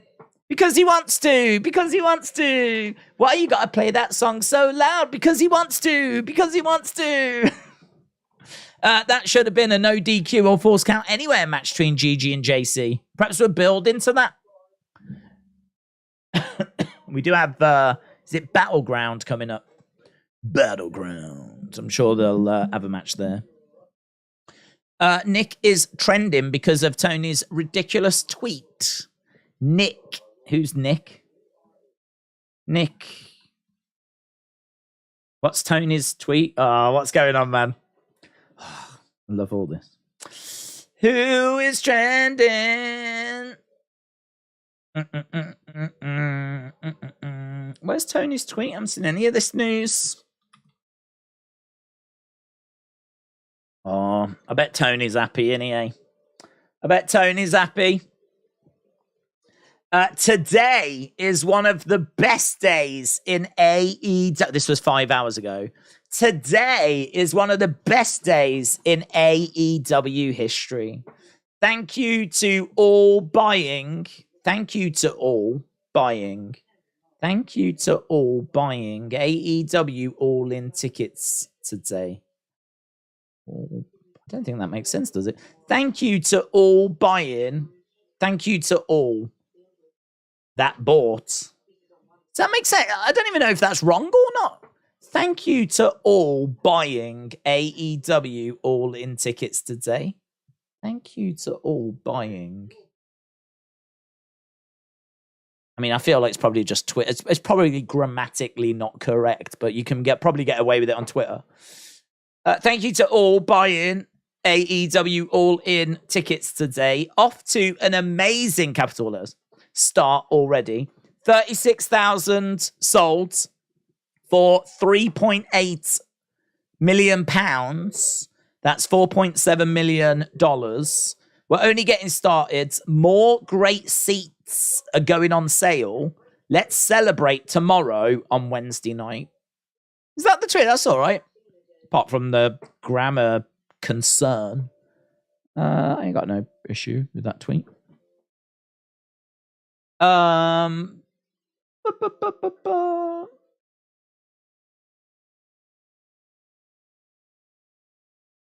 We're seeing Nikita getting attacked. Oh, we didn't do halftime scores, did we? I tweeted you it. Is there another tweet? Oh. Okay, so it was a reply. Here in Wembley is scaled for only 40,000 for AEW. Far cry from last April when I was ringside for Fury and Dillian White and it was packed to the brim with 94,000. Nothing beats the big fight feel at Wembley, says Mike.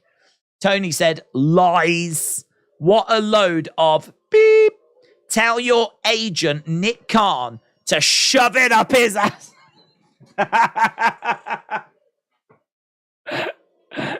Tell your agent, Nick Khan, to shove it up.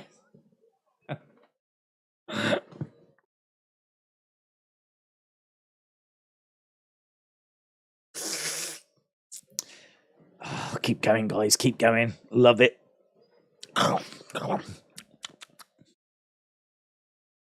Amazing.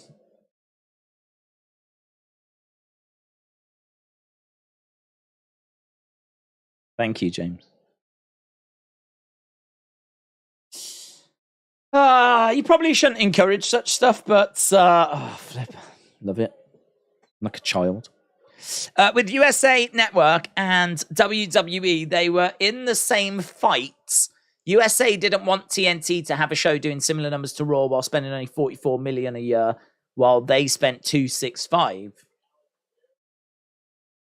Yeah, it'll be interesting if they do go to Monday nights and compete. Alfie said it's me, Face Alfie, on an alt account.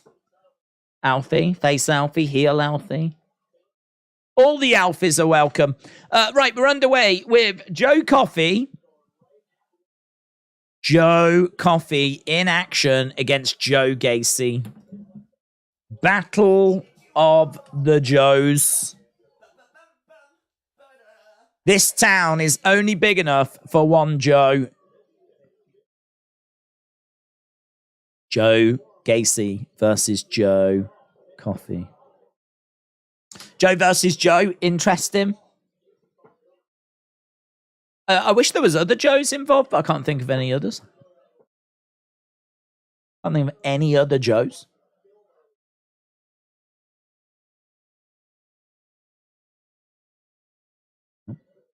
I've got Bloodline to win at Backlash, says Amin. Tony Khan is nothing but a child, said Travis. Nicole said Tony is awesome. Tony is like a crybaby, said Big Time Baxter. Kenny said, sup, Nicole? Tony Khan versus Nick Khan. Khan name on a pole match, said James. Oh, man, that...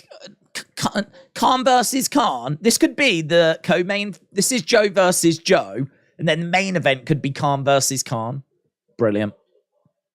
I'd love a whole wrestling show that was just people with same names going up against each other. Alfie said, ignore my stupid out account. I hate it. Alfie, are you now having an argument with yourself in the chat? Is that where you've got to now, Alfie? Good work, Alfie. Good work. Samoa Joe. Joanna Hawaii.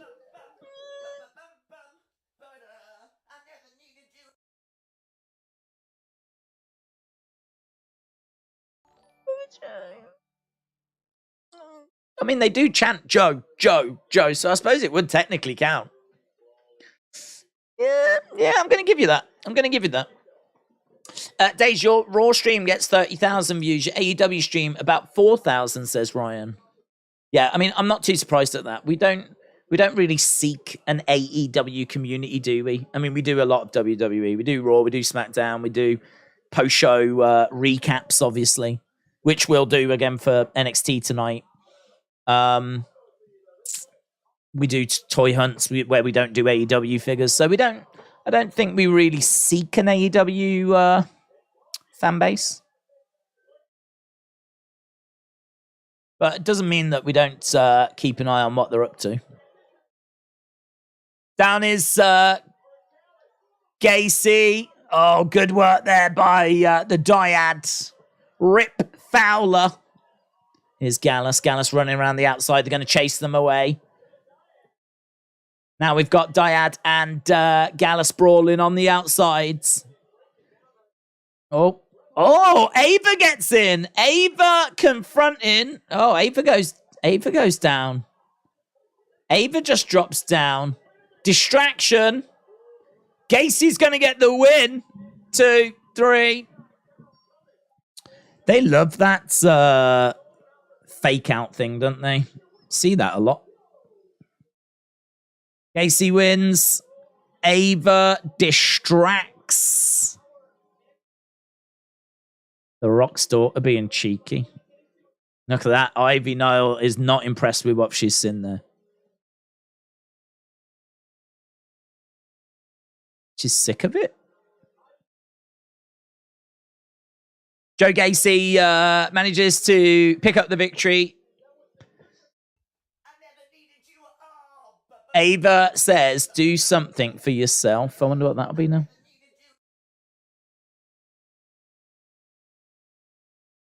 We're seeing Danny Palmer. Danny. There's Tank Ledger and Hank Walker. Danny.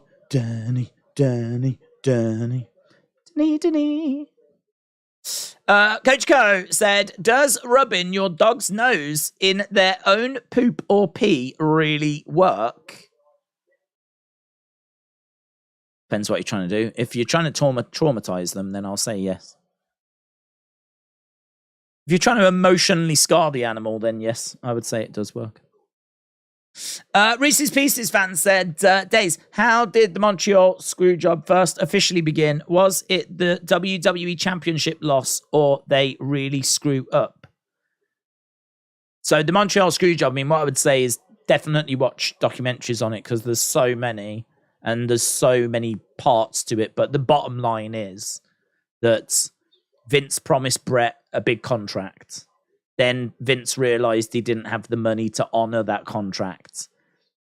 Bret said that he could get a deal from WCW. Vince said, see what they'll offer, see what they'll pay you. Because Vince, Vince, one thing that's not really reported in this is that Vince did want the best for Bret. He wanted Bret to earn as much money as he could. And I think Vince might even have felt a bit of guilt because he promised Bret a load of money, big contract. And then it was apparent he just couldn't deliver it. I mean, WWE in like 95, 96, 97, that is just before things are about to go mental with the Attitude Era, but we're not quite there yet.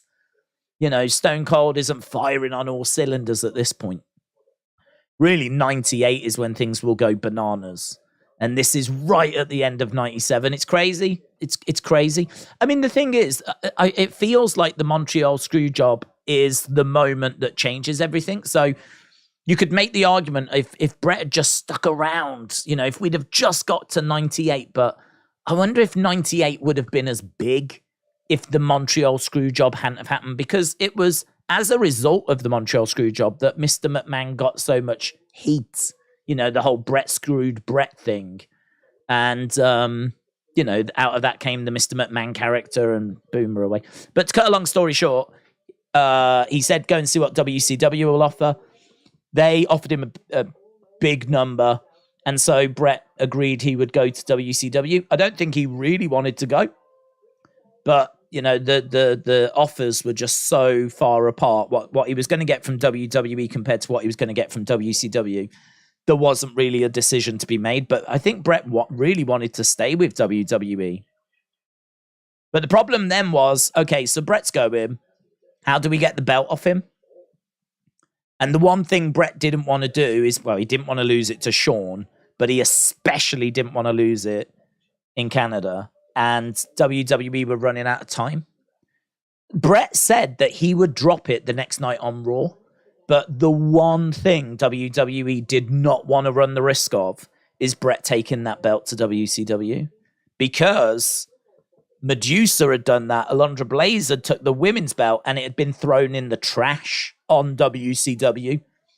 The women's champion. Imagine that happening today. Imagine Bianca Belair going to AEW with the WWE Raw Women's Championship and on Dynamite throwing the belt in the trash and saying that this is where the real big boys play. This is the show to be on. And they did not want that happening with the WWE Championship. So it was difficult. It was very, very difficult. People will debate as to whether they should have just waited and done some at that Raw, but I don't think Bret would have screwed them over. I don't think, having watched so many documentaries on it, I don't think it was Bret that they didn't trust. I think it was Bischoff. I think they were worried that Bischoff would somehow get involved, somehow find a way of getting sabotaging and getting the belt and doing that moment, and they couldn't run that risk. So the decision was made. It's got to change hands at Survivor Series. They tried to convince Bret to do it. He wouldn't do it. And so that's why they did. They screwed him. They had to get that belt off him. They felt like there was no other way. And so the sharpshooter was applied by Sean, and they rung the bell, even though Brett never tapped, never said he quit. They screwed him. But it's so important. It's such a big pivotal thing, because out of that comes the Attitude Era. But there's so many documentaries. I ain't telling people stuff they don't know. There's so many documentaries on it. I would recommend that you watch, and you'll easily find them. Is it Wrestling with Shadows? Wrestling with Shadows from that time? I think that covers it, doesn't it? Which gives you like some behind the scenes footage as well. Is Danny Palmer? Have you had a moment where you wanted to walk away? Because I fell into a trap where I stopped between 2015 and 2019. When you lose the habit, it's hard to get back in. I didn't walk away, but I've had times where I've not been as intensely watching. I mean, I would say that here's Tatum Paxley. I would say that, I would say that because of work, not because I fell out of it. Because I think the thing with wrestling is it's never bad for long. I think, there's always something that keeps you around. Sometimes it might only be one thing. And for a lot of people, going back a few years ago, it was Bray. That was the only thing that was keeping them around. And then the intrigue of lockdown and how are they going to do shows? How are they going to do shows like with no crowds? So yeah, there's always something. Then obviously Bloodline. But no, I think what did get in the way for me was work. So, trying to keep up with everything. I mean, you couldn't watch the shows live. So I was either having to catch up with them or watch highlights but to be honest, I mean, it was always really fun to finish work, not know what's happened last night. And there'd be people I'd work with that wouldn't give a flip about wrestling. So it was never going to get spoiled. So it was a case that I could go to work, finish work, and then either watch the show, watch the highlights, just chill out on like a Tuesday watching the show. SmackDown used to be a bit tricky, but it was definitely a fun thing to do in an evening, just try and catch up with wrestling.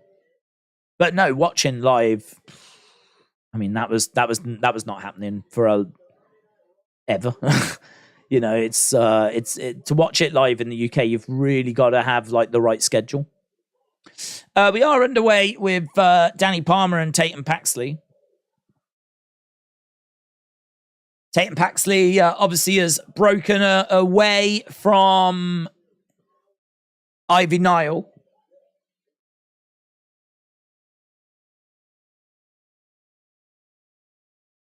She's in control here, Paxley. She's looking pretty good. Did you watch Stone Cold's Most Wanted Treasures? No. We don't get those shows. To watch that show, I would have to go to Watch Wrestling and like really go out my way. It's the same with those documentaries on A&E. We don't get those. They don't get shown here. So you really have to kind of go out of your way to search for them and watch them. I'd love to watch them. I think there's still probably some of the old Most Wanted Treasures I might not have seen. Don't know if they've actually made their way onto the WWE network or not, though. She's got a stretcher applied. Nice abdominal stretch being applied there by Tatum Paxley. Hayden, shout out to you. What's your 3 most important storylines post-draft? Love the content. Hayden, shout out to you, my friend. Most important storylines post-draft. I mean, it's got to be Bloodline in it. So it's got to be Usos, Roman, Solo. Feels like they're on a collision course. I mean, it's a no-brainer, but the World Heavyweight Championship, we've waited to find out who's on Raw. So now we've got a better idea as to who's going to be competing for that. So there's going to be a tournament on Raw. Roll up by Tatum. I don't mind this match, Round the houses, planted.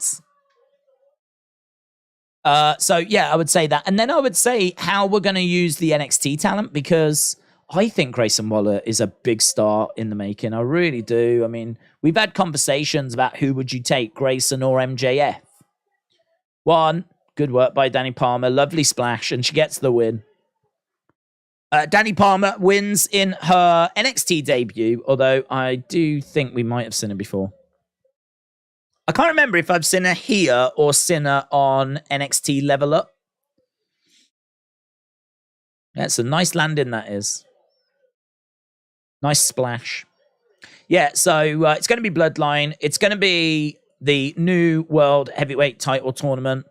And it's going to be how we're going to integrate this new talent that's been called up, because I think Grayson Waller's a big deal. I think what we're doing with the women's tag teams, there's 2 women's tag teams coming up, which is going to be interesting to see what that does to the women's tag division. Indy Hartwell's coming up. Zoe Stark's coming up. Odyssey Jones is coming up. Indus Sher is coming up. As I think, was it Big Time earlier made the point of, like, how are you going to integrate all of these people?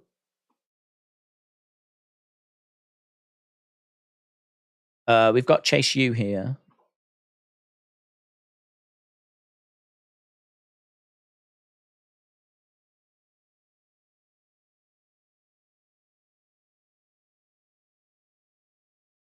Even though I'm unprepared. So Duke Hudson's going to teach the class.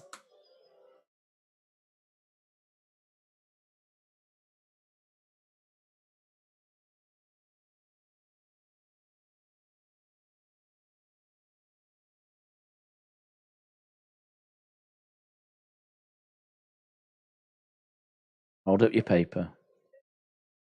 Everyone hold up your papers. Rip them in half. No more pop quizzes. Yeah.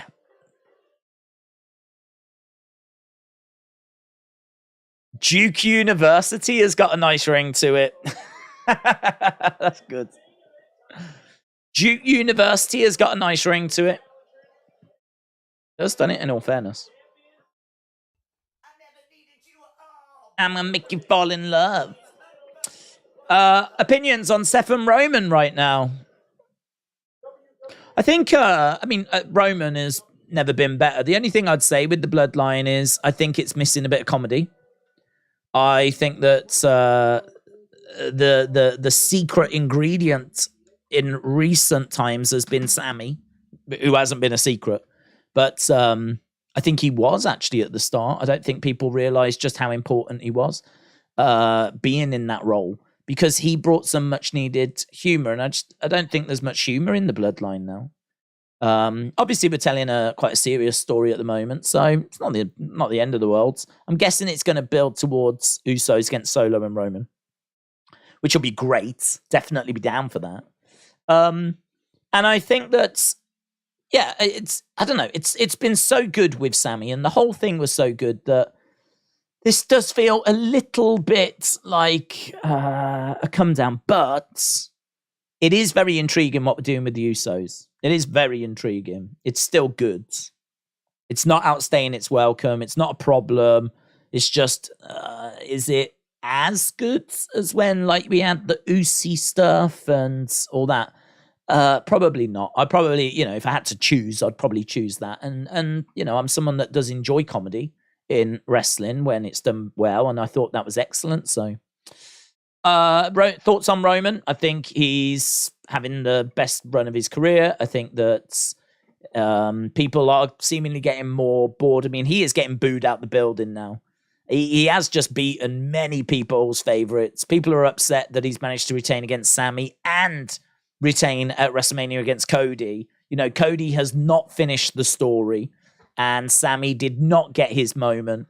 And it's all down to Roman and the Bloodline, and there's quite a bit of heat on him at the moment. So, I mean, we're building it. I mean, I don't know when he's going to lose it. I think it might be SummerSlam, but I wouldn't be surprised now if it isn't.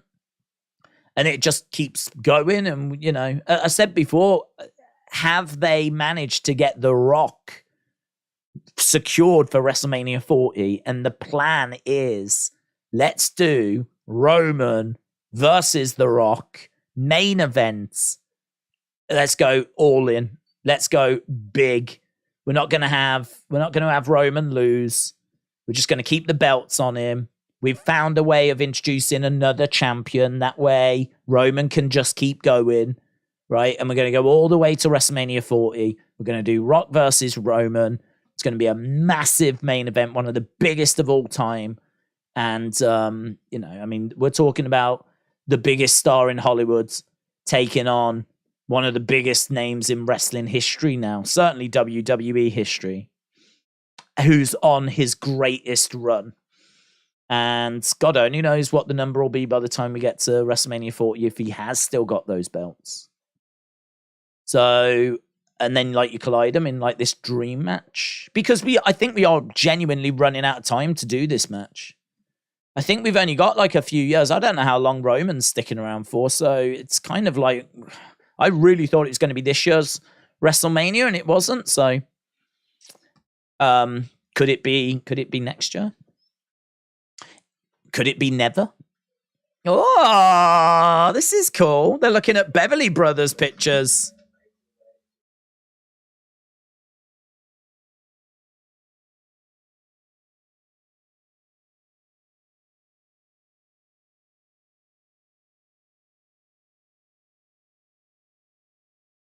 He wasn't born.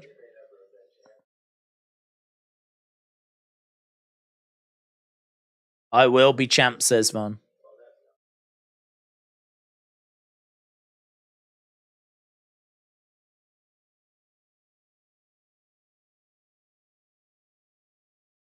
You could get a call. What is that picture?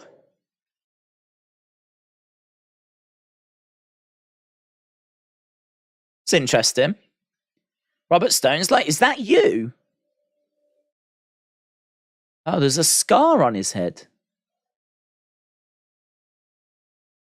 Dun, dun, dun, dun, dun. That's interesting. There's a baby with a scar on his head. Dun, dun, dun, dun, dun. In regards to Seth, I think he's had better gimmicks, but he's obviously very over, and his theme song's very over. Back the Stage Ultimate Edition WCW Monday Nitro entrance stage campaign ends May 5th. They're struggling. We were talking about that today, actually. $400 for that. It's expensive, man. Dun, dun, dun, dun, dun, dun, dun, dun.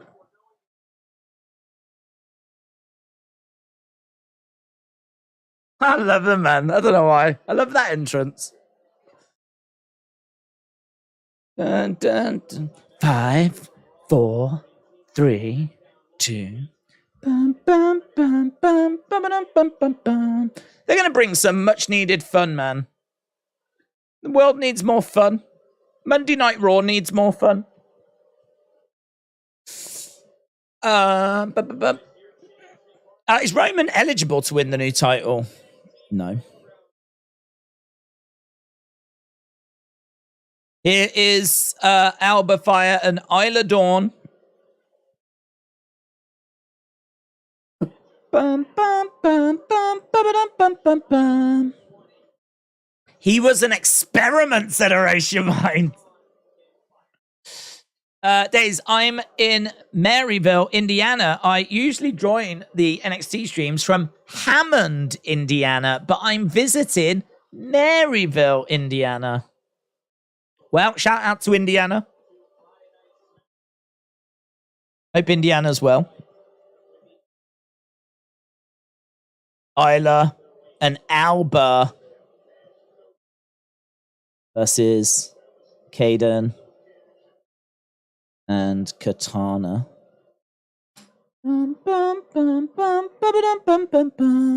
Bedtime said, Raw numbers are fine, but do you think WWE lost too many viewers? They were averaging 3 million in 2018. By 2020, 1.5. Where did 1.5 vanish? I don't know. I mean, I don't know the decline without seeing the decline of TV, you know? Was that out of line? Was it in line? Because we know there's been a decline with TV ratings. We know that TV ratings are going down.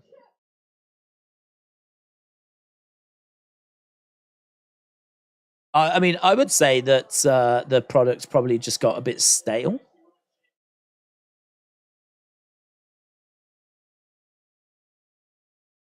I've still got their entrance music in my... I love their entrance music. Where's XY Zion Quinn? Said Defcon Eric. Where is he actually? Yeah, he's been called up and we still haven't seen him. HBK hates him, doesn't he? Halftime scores. I think we missed that boat, but that was 41 minutes ago. Right, we are underway. It is no longer Danny Palmer against Tatum Paxley. Lies. It's Alba and Isla versus Kayden and Katana. Did that change? No, it didn't.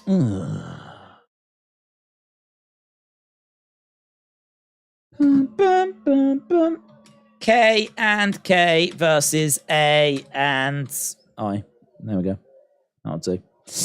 Great stream. What do you think of Theory versus Waller versus LA Knight? Yeah. Sounds like a success. Sounds fun. LA Knight, great talker. Theory can hold his own on a microphone. He's not, I don't think he is quite as free-flowing as Grayson or LA Knight.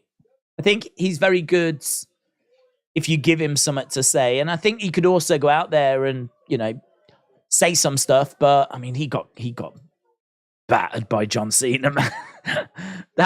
That's the bit that, honestly, that's the big takeaway from that feud. He got murdered by John Cena. And the match that followed, I didn't think did much to restore him.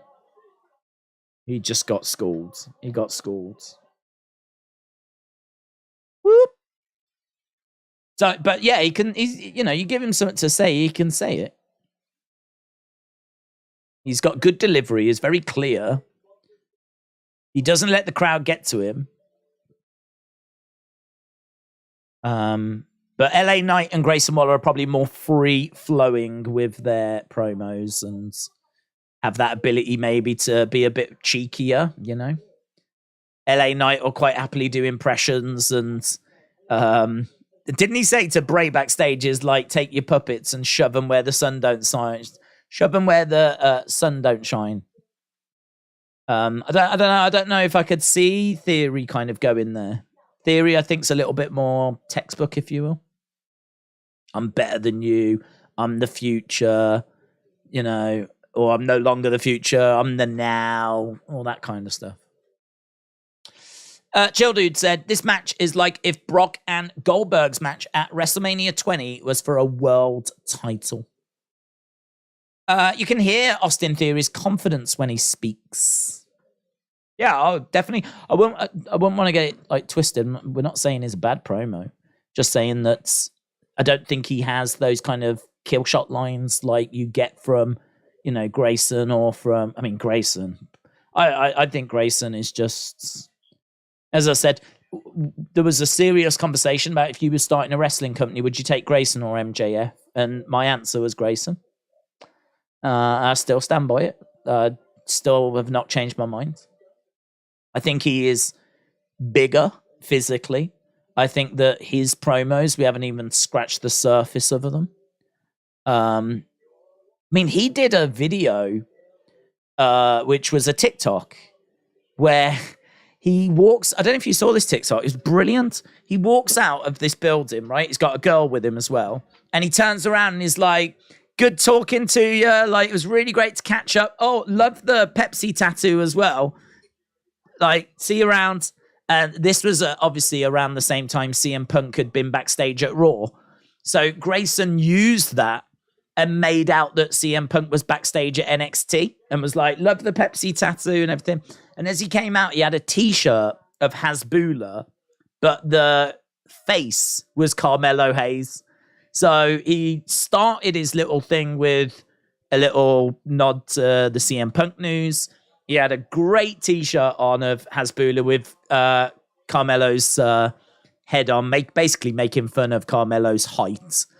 He had a girl on his arm. He cut a quick little promo, which was just, I'm going to, win the title tonight, whatever. And you look at it and you go, man, there's so much that he's put into that little moment that if he can do stuff like that on Raw, he will then have a platform big enough for him to get the kind of attention that MJF gets. I just think that NXT is a smaller platform than AEW. And I think that in NXT, you can't get away with saying the sort of stuff that MJF says. MJF can really go personal and really fire in some amazing lines, which, they're allowed to go further in AEW. But that doesn't mean that Grayson doesn't have the ability to do that. You put Grayson in AEW, it'd be fascinating to see how he would perform. But his, in-ring, I think, is good, but we don't see many 5-star classics. There's clearly work to be done. But his promos, he's so good. So good. And I think he's got a good size to him as well. You put that WWE machine behind him with creative and everything. I can't see how he's going to fail. I mean, what we've learned from LA Knight is that people love charisma. And LA Knight, because of his talking and his ability to talk, has made a real connection with the fans. I fully expect Grayson Waller to do the same. I think he's a genuine big star. Not like Roman Reigns big, but Seth Rollins big? I'm not saying he's the next face of the company, let's put it that way. But could he be someone that competes for titles on a regular basis? Be like a Kevin Owens, Seth Rollins type person? Yeah. Why not? As long as he doesn't do anything stupid and get booted out of the company or anything, I've got high hopes for him, I really do. Which is why it's staggering to me that we announced his call-up on Raw Talk and we didn't do it on the actual show. I said on the Wrestling Escape Pods, I think the draft really dropped the ball because I would have had him as like a top pick and then brought him out and had him do some talking on Raw last night. I would have given him just a few moments to introduce himself and gloat about how he's going to be your favorite superstar. You just don't know it yet, or something along those lines. Allow him to. Oh, it's a bit of blood there from Katana. I'd allow him to get a bit cheeky as well. I don't know how I would do it, but I would tell him put him in a t-shirt that gets people's attention. Put him in a t-shirt that makes fun of someone. I don't know who, but like what he did with Carmelo and Hasbulla. But if he's gonna only get a couple of minutes just to say I'm your new favorite wrestler, he needs to make an impression. And one way would be with an image on a t-shirt. And I would definitely look to do something like that, but it didn't. They just announced him on Raw Talk, which sucked. Couldn't believe it. Well, I mean, honestly, we said, we won't stick around. There'll probably be some NXT call-ups, but I needed to get the video done. Couldn't believe it when I saw Grayson Waller had been called up. Grayson Waller was one of those names we were waiting for during the draft. Kicked by Alba. We're still underway with this tag match. Imagine Randy comes back and RKO's Riddle and says, I'm not your friend anymore, says Amin. Shots coming in by Katana. Hard-hitting match, this one, said Zoom Station. So many wrestlers, when they get released during the pandemic or not in AEW or WWE, have disappeared. Yeah. Shots coming in. Both women in the corner looking for... Both of these teams going to the main roster, of course. So this is a big showcase for what we can expect on Raw and SmackDown.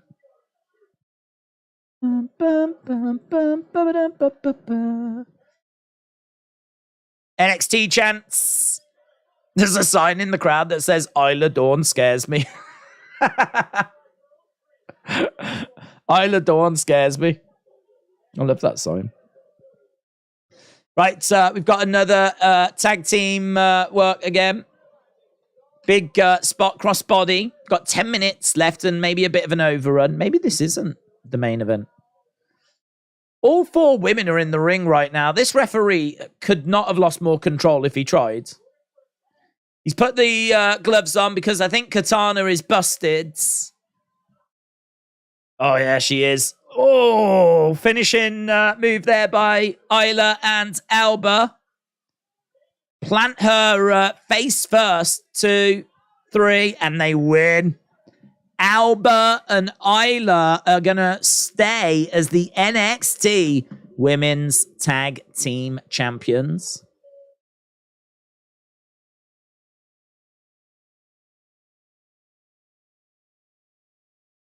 Look at the blood again. Oh, man, there's blood everywhere. NXT is proper mistreating its women. They're all getting battered.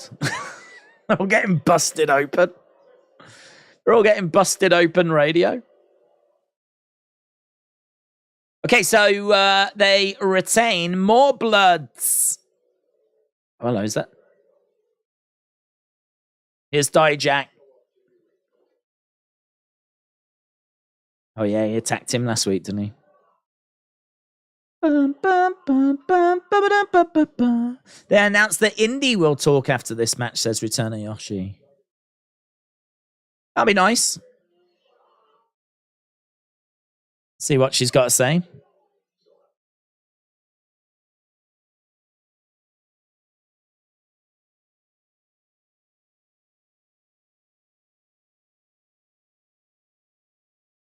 Dijak.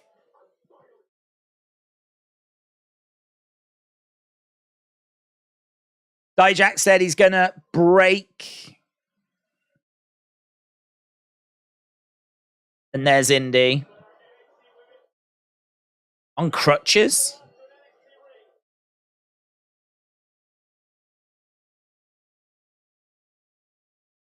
I don't know what. I hope that injury is not too serious. Oh, look at this. We've got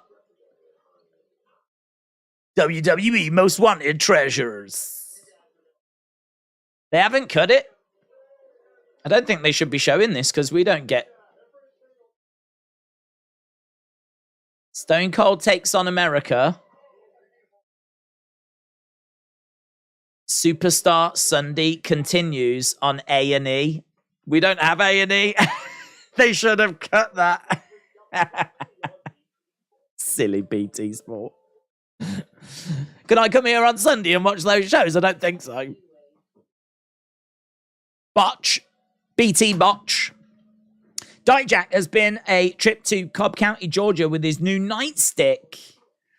Would you watch Grayson Waller versus Seth Rollins? No, I would. I would watch that. Do you think that SmackDown and Raw might have too many wrestlers on the roster and some people will be lost in the shuffle, says John? Sure. Yeah, I think that could be a concern. I mean, we've not took away, those rosters were, fine. I don't think we were struggling for numbers before. Now we've drastically added to them. So, yes. Is there a concern that we could see a list of names getting cut soon? Yeah. Normally that list comes out after WrestleMania, doesn't it? And we haven't seen anything, but then we haven't had a draft. So, probably is a bit of a concern. Johnny being left off the draft and saved for Raw talk is sad, said Big Time Baxter. Carmen said, what's your thoughts on the WWE draft this past Friday? I enjoyed both nights, says Carmen. I thought the draft was okay itself. I just think that it could have been presented better. I just think that people were waiting for returns and surprises. And we did get some. We got NXT call-ups, but I don't mind, the faces. Look, if you're a heel, I don't need to see your reaction when you find out you're coming up, right? Because you're a heel. And if you're going to stay in character, which Grayson did, then you're not going to give me a great reaction, are you? Right? But Indy, when she found out and she was all emotional, yeah, I'll eat that all day long. I'll have that for breakfast, lunch, and dinner. Those kind of emotional, real reactions, you know? But like Grayson, I think he should have been there. I think he should have been announced on the show. I think he should have been in the building. I think they could have done something along the lines of, and the next pick is from NXT. We've got them here right now. So welcome SmackDown's latest signee.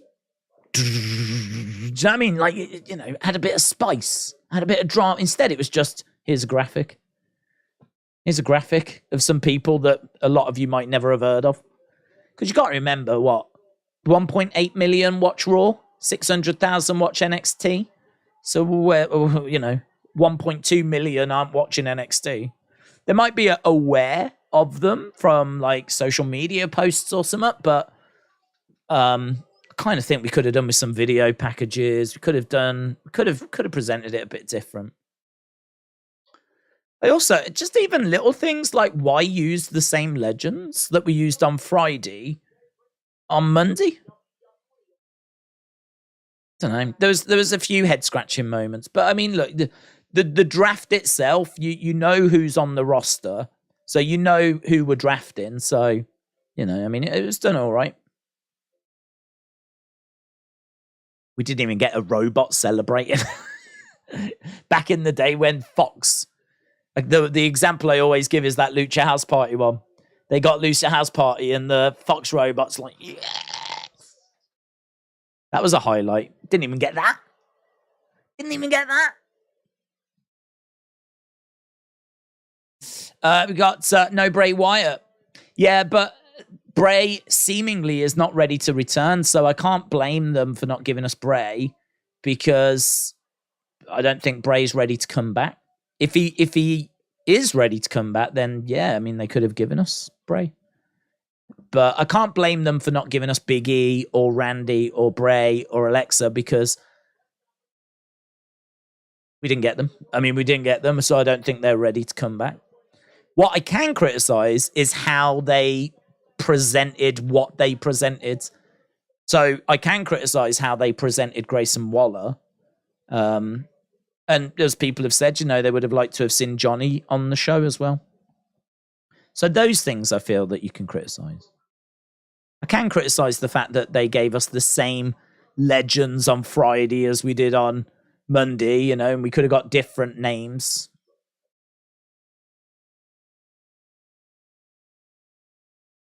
I see a lot in you. Apollo said, I see a lot in you to trick.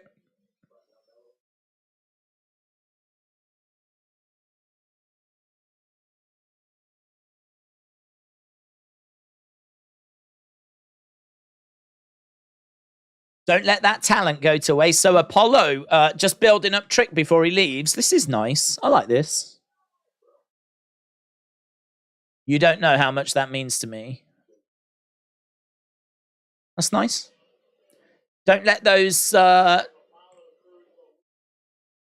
let those gifts go to waste.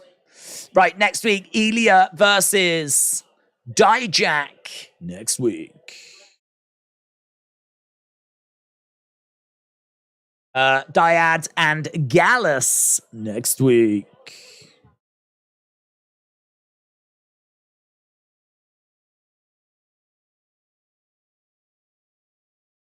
Right, we got Indy in the ring. So she's going to have to forfeit this, isn't she? I mean, I don't know what we're doing with the flipping women's tag belts, but... You deserve it. You deserve it.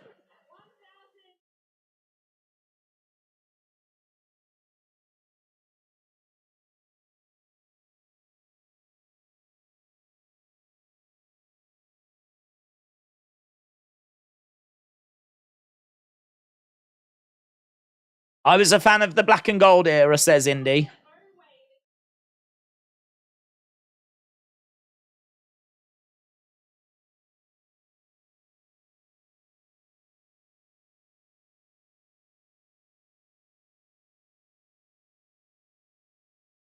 Okay, let's see what Indy's got to say.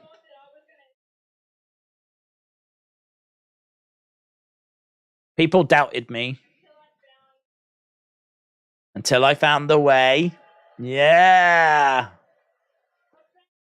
A family.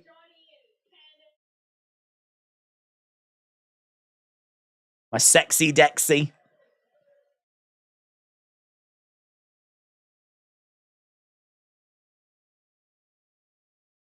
That's where I formed a bond with them and also with you. People love the way. The way was so good. It was so good.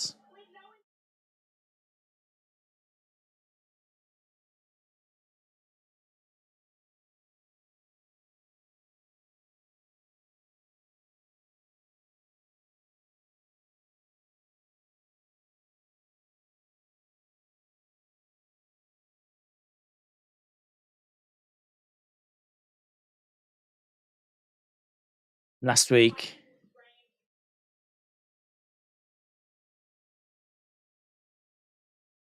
Last week, she was about to be taken out of the match.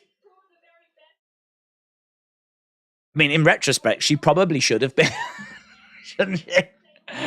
That would have sorted out the women's title problem.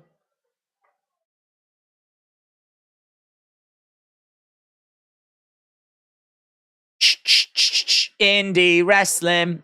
She's gonna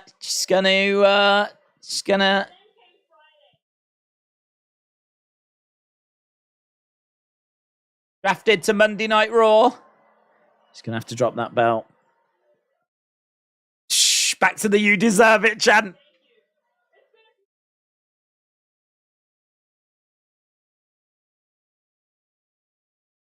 Come Monday, May 8th, my new home will be Raw.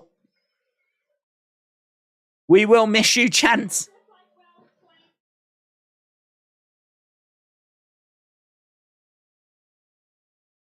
Here we go. Next week.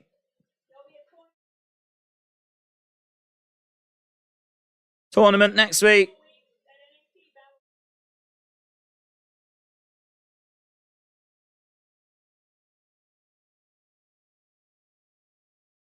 One more thing.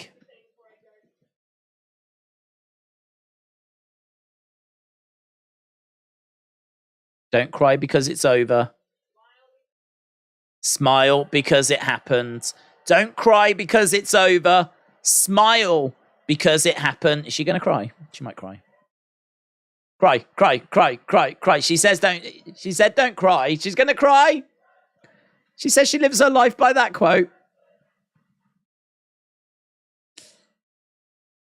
Ah, that's cool though. She gives it a kiss and it's got lipstick on it. Now I just need to figure... Oh, Dexter! Dexter! It's got to be Dexter! Where's Dexter? Yes, yes, yes.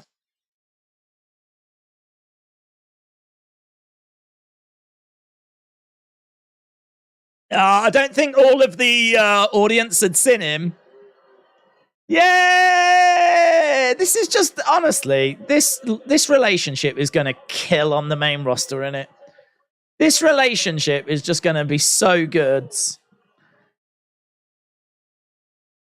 Dexter came back for Indy and they walk away. There's the title with the lipstick on. Dexter with a thumbs up, smile on his face. Who grabs it? Who grabs it? Tiffany Stratton has grabbed it. Cora Jade has grabbed it. It's mine. It's mine. Is that Lyra? Oh, no, all the women have come down. Even Thea Hale has come down. Go on, Thea. Now's your time, Thea. Now's your time. Is that Vince in a dress? Oh, my God. Fallon Henley gets knocked down by Tatum Paxley. Wendy Chu is back. Wendy Chu is back.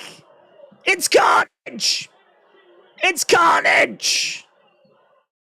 Oh, God, those women want that belt. Scenes. Scenes. Give the belt to Tiffany. Index forever. Ah. Ah.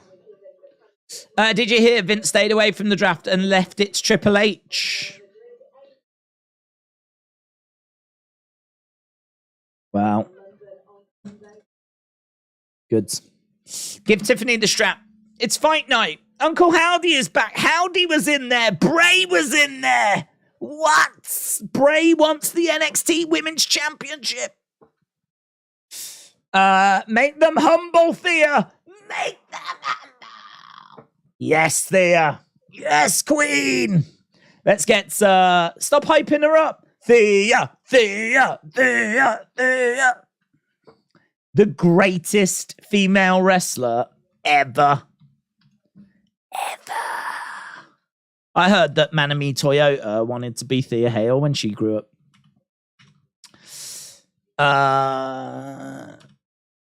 Apparently, the ninth wonder of the world was Thea Hale. And China stole it from Thea. And now she's back to reclaim it. It was a movie from the 80s. Bray has Sister Abigail again. That was Bray as Sister Abigail in the ring. Going for the women's title. What a crazy brawl. Give the NXT women's title to Fiendy. Fiendress. Fiendress. Maybe Fiendress and Alexa could be the next NXT women's. What the hell are we doing with them belts, by the way? Are they going to the main roster? There is a lot of women in that ring, right? They can't only be competing for that one title. And they surely.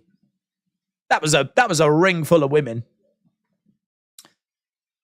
Was her injury real? Yeah, I believe it was real, yeah. Lily was in there, said Blaze. Lily. That's going to be the new Shield. Fiendress, Alexa, and Lily. What's your score on that NXT show? I thought it was good. Dragon Lee match was awesome. I went 8, says Mitchell. I would go, 7, about 7.5.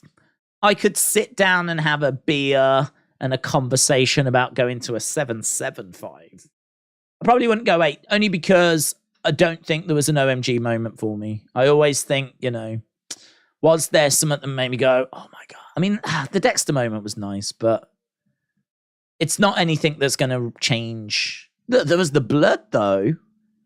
The blood was pretty, oh my God, you don't see this. I mean, I really did consider do I need to do a video on that? Yeah, I could be at the 7.75, Maybe I'd go for the beer to discuss an 8. I don't know. Yeah, I'm around that. I really enjoyed it. Sometimes you can watch NXT and it can be a bit solid, but not really much happens, whatever. I feel like this was nice. It felt like we were saying goodbye to people, because we was. I don't think we necessarily said hello to many new faces. They made a bit of a deal out of Danny Palmer. We got to see a bit of Sol Ruka. They showed a few people off, of course, but next week will be interesting. Next week is, I think I'm right in saying, the first show with everyone gone that's going to be gone, I mean, that is the ending for Indy. That's Indy done. That is Alba and Isla done. That is Kayden and Katana done. That is Von Wagner done. That is, it's a lot of people done. Apollo going and just saying, see a lot in you to Trick, which was nice. Big show for Trick, actually. Big show for Trick tonight. So, it was good. I really enjoyed it. A good as well, coming off Spring Breaking. Spring Breaking last week was a big show. Didn't think this was going to be a big show, and it wasn't really a big show, but as we said, I feel like we said goodbye to some people this week. And then next week it'll be maybe hello to some new faces. I don't know. I don't know. I mean, we do need a new class of people to bring in, right? But I don't think we need anyone necessarily new for TV. I think we do have people, as we said, we just need to get somewhere with, like Tank Ledger, like Hank Walker, like Sol Ruka, like Danny Palmer started now, Lyra Valkyria. We got to do more with her. Got to do more with Stevie Turner. We haven't done much with her. We got Obafemi as well, who is around. Oro Mensah, who we can do more with as well. Tyler Bate, we've got to get, a solution to that. Joe Gacy should really step up now. Gacy and the Schism have sort of been just in the background of things. I mean, they need to really be front and center. Gacy should be right up there competing for the NXT Championship, but I don't know, it's just not right, is it? I wonder if it would be better without the dyad. I wonder if it was just Gacy and Ava, if that dynamic would be better. Because I did like it when she said, do this for them, but then do something for yourself as well. And it was kind of a very interesting dynamic because don't forget, when she first got brought in, she was wearing that mask and she was like following them around and like handing out badges to the audience and all this kind of stuff. So it's very interesting to see how she's being presented now, where she is quite happy to say to him, do this for them, but then do something for yourself. It's an interesting shift in dynamic. And I was kind of like, I could get with this. There might be something here between these two. Not a relationship. I don't know. An understanding, a brother and a sister type situation, maybe. Don't make them brother and sister. I'm saying the relationship would be like that. But yeah, I don't know. There could be something there that you could explore. I've really struggled with Schism. I just think they're a bit cheesy, but I don't know. We'll have to see. It's going to be interesting next week. See who steps up, see who the spotlight's on. Certainly seems like the spotlight's on Trick Williams. Why didn't they call Bron Breakker? Well, I don't know, to be honest, because he's had a long title reign. I just think that they don't need him. We said earlier, I don't think that if you get called up first, it's because you're better. It's just that, if you sit in a meeting with creative and you look at right, what's our tag division look like? What's our main card look like? What's the mid card look like? What's the women's division look like? What's the women's tag division look like? Where are we getting the comedy from? Who's going to be the kind of real breakout star and all this kind of stuff?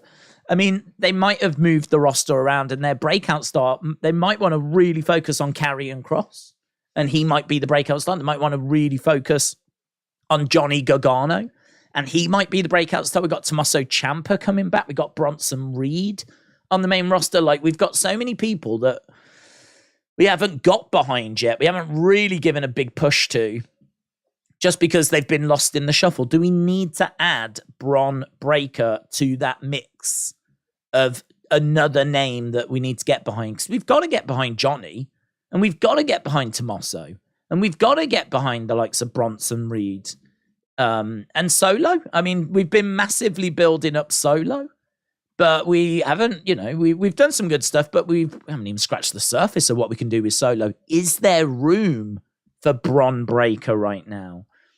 Having sat there and gone through the rosters, the feeling probably is no, there isn't. But is there room for a fun character like Odyssey Jones? Is there room for someone to come in and just, not be given big feuds, but just do a bit of talking?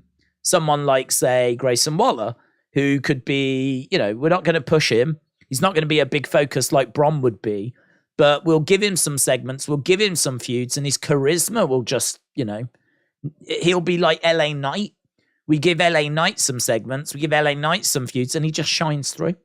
We can give him a match with Xavier and people all poop themselves out of excitement, We can him not even getting on the WrestleMania card was a talking point. That had people talking, the fact he didn't even get a match at WrestleMania. He has had to make something out of very, very little, close to nothing at all. And they might be looking at Grayson thinking, well, he can do that. Don't know that Bron can do that, to be honest. If you give Bron very little creatively, I think he will struggle. I think he needs really good creative. I don't think Grayson does. Grayson hasn't been getting good creative. All he needs is a live mic. And, you've got yourself another LA Knight. So I wouldn't look at it so much about, they prefer these or they see more in these. I wouldn't look at it that way. I would look at it as the people they've called up are the people they feel the main roster needs or they can do something with on the main roster right now. Fast forward next year or whatever, and, the landscape might look a little bit different. And then, we might be in a better position to really put a story in place for Bron Breakker and Ilya Dragunov and all these other people, So it's just, as I said, different way of looking at it. Amin, shout out to you. Serious Gaming said, I think LA Knight will win the US title this year. I rather watch Von Wagner's baby picture than Bron Breakker, said Zoom Station. Jones could be the next Mark Henry, but we know this company won't do that, said Serious Gaming. What if after the conundrum between Becky and Charlotte title swap, WWE just continue having the branded titles remain on opposite brands? I think it would be so confusing. They won't even do that there because Bianca's already said that she's looking forward to being the SmackDown Women's Champ. So when she got drafted to SmackDown, she was already talking about being the SmackDown Women's Champ. So I think they've told her that's the plan. Have her defend the Raw Women's title at Backlash. But then by the time we get to, I don't know if it'll be that Raw or how they'll do it. Hopefully they'll just do it behind the scenes, and I don't see it. And next time we see Rhea, she's got the Raw title. And next time we see Bianca, she's got the SmackDown title. And that's it. And it's done. And we all just move on with our lives. And we forget it ever happened. And we never talk of it again. I would much rather, and I've said this before, I would much rather that we just change the name of the belts and change the design, because you don't have this problem with the Intercontinental in the United States because they're not tied to Raw and SmackDown. You don't have this problem with the WWE and the Universal because they're not tied to Raw and SmackDown. But the Raw Women's Championship that's red is very much tied to SmackDown. So why can't you just change the name? Why can't it be the Women's World title and the Women's WWE title or whatever? The WWE Women's Championship, the WWE Women's World Championship. Change the belt design. Change the name. Doesn't matter what brand it goes to. Then they can just keep the same belts. Come on, Triple H. It's right there. Check my previous super chat. Oh, did you send one? Here we go. Alfie said, sorry to repeat, but please see the Twitter DMs. I will. Also, good show. I'm going to say a 7. Not bad. Thanks for the amazing stream. No worries, man. Yeah, I will check the Twitter thing, but I'll be on that. I'll be on it straight away. Days in my hometown, I give NXT an 8. I left Maryville and I am at Highland. Carmen Live, shout out to you, buds. Right, let's read these last few and then we'll all carry on with our lives. Serious Gaming said they should just change the name of the titles. But Days, what do you think will happen with the NXT Women's Tag Titles next? It's a real interesting question because seemingly there's no tournament for it. Isla and Alba have said they're going to take it to SmackDown. I wonder if they're either going to change the name of it and we're going to have 2 sets of tag titles on the main roster, or will NXT send a team to SmackDown to get them back and we make a storyline of it where a new set of women go to SmackDown to try and win those titles back for NXT and we do something there? I don't know. It could be an interesting way to introduce them, isn't it? But do you want to introduce them by losing the NXT tag titles in one of their first matches? Like, that wouldn't make much sense. That wouldn't make much sense at all. And I don't think they're going to come back and do matches in NXT in the short term. They might come back in long term, but I don't know. After tonight's show, I might be leaning that they take the titles to SmackDown and they get rebranded. Might be leaning that. Would you do a live stream of the new rosters with some hypothetical discussions we could see? Would I? I would. But my focus is on Backlash and building towards Backlash. So there's not really a gap in the window at the market. Not really a gap in the schedule in order to do that. Or a gap in the market. I might be able to do some at Sunday, but I really don't know. To be honest, I haven't looked past Backlash. It's all about Backlash. Because that's, first wrestling stream since WrestleMania, isn't it? So need to make sure that we're fully dialed in for that. So, yeah, I mean, the draft is just happening a bit close to like a big pay-per-view. So could be fun to sit there and just have do what we did before and kind of, break down the rosters and everything. But as I said, maybe Sunday might have to sort of wait because of Backlash. They'll either have two sets or unify the titles, which I hope they don't unify. X Music, shout out to you. Shakeem said, I disagreed. Jack said, why is CM Punk crying so much on Twitter? Haven't seen it. Alex Bliss Gamer said 9 out of 10. Index for life. Zoom Station said Saraya took the NXT Women's title to Raw and won the Raw title on the first day. That's true, but she wasn't called up. So the way that worked was that she actually only walked out to congratulate AJ Lee on doing so well at WrestleMania the night before. It wasn't a call-up. And then AJ, to try and embarrass Paige, said, I'll tell you what, because you've interrupted me, which I don't appreciate, how about I give you a match and I'll even put my title on the line? And Paige won it. Won the belt. And AJ had held that belt for a while as well. It was an amazing moment. So all of a sudden, Paige finds herself not only as the NXT Women's Champion, but also as... So it was a slightly different story. The way they presented her, they hadn't presented her as being the newest signee to the roster. She actually only walked out to congratulate her. And then because she won the Divas belt, she ended up having to surrender the NXT championship, and that was it. She was on the main roster then. So good. It was a good way of doing it, actually. I like the fact that they told a different story there. So that was good. I mean, yeah, could they go to the main roster and then just forfeit it? Sure, but the only thing I would say is why not just have them drop it to someone tonight? Why? Why not just add a third team tonight that potentially could have won it, I don't know. We'll find out. It's interesting. There's a few different ways that you can take it. Fightful have said that Robert Roode won't be back for the rest of the year, says Edwards. John said, do you think that some of the current SmackDown and Raw wrestlers will be given the choice of either being demoted to NXT or fired?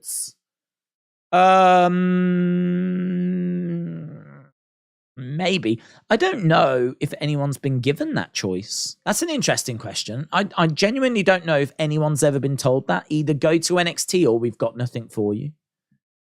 I know that some have been told we don't have anything for you at the moment. Like, would you like to go to NXT? But I don't know that I've ever heard anyone be told it's either NXT or you're fired. I don't know that I've ever heard anyone be given that as an option. I'm not saying they haven't. I'm just saying I can't give you an example of one. I always like to go, oh yeah, well, that happened here with this person, but I can't think of an example of that. So do I think that'll happen? Don't know. I don't know. I'm going to say no, just because I can't think of it happening before. But I think if you was to say to someone, look, we don't have anything for you at the moment, but you can have a run in NXT. I don't know why they would turn it down, because what's the alternative? Just sitting around and catering. You might as well get on TV. It's good for your brand, Plus NXT, it's great, isn't it? I mean, you get to go in the Florida weather, beautiful. You get to go to the same building every week, beautiful. You're still on TV, beautiful. I don't know what that would do to their money, but if they're still earning the same money, beautiful. Do you know what I mean? Tick, tick, tick, tick, tick. So, yeah, I mean, I don't know why you wouldn't take NXT. Shah Samuels was spotted. Is that true, Boomers? Was he? Shah Samuels was spotted at the Performance Center. Is that true? Oh, my God. I'll be so pleased if that's true. Isn't that true?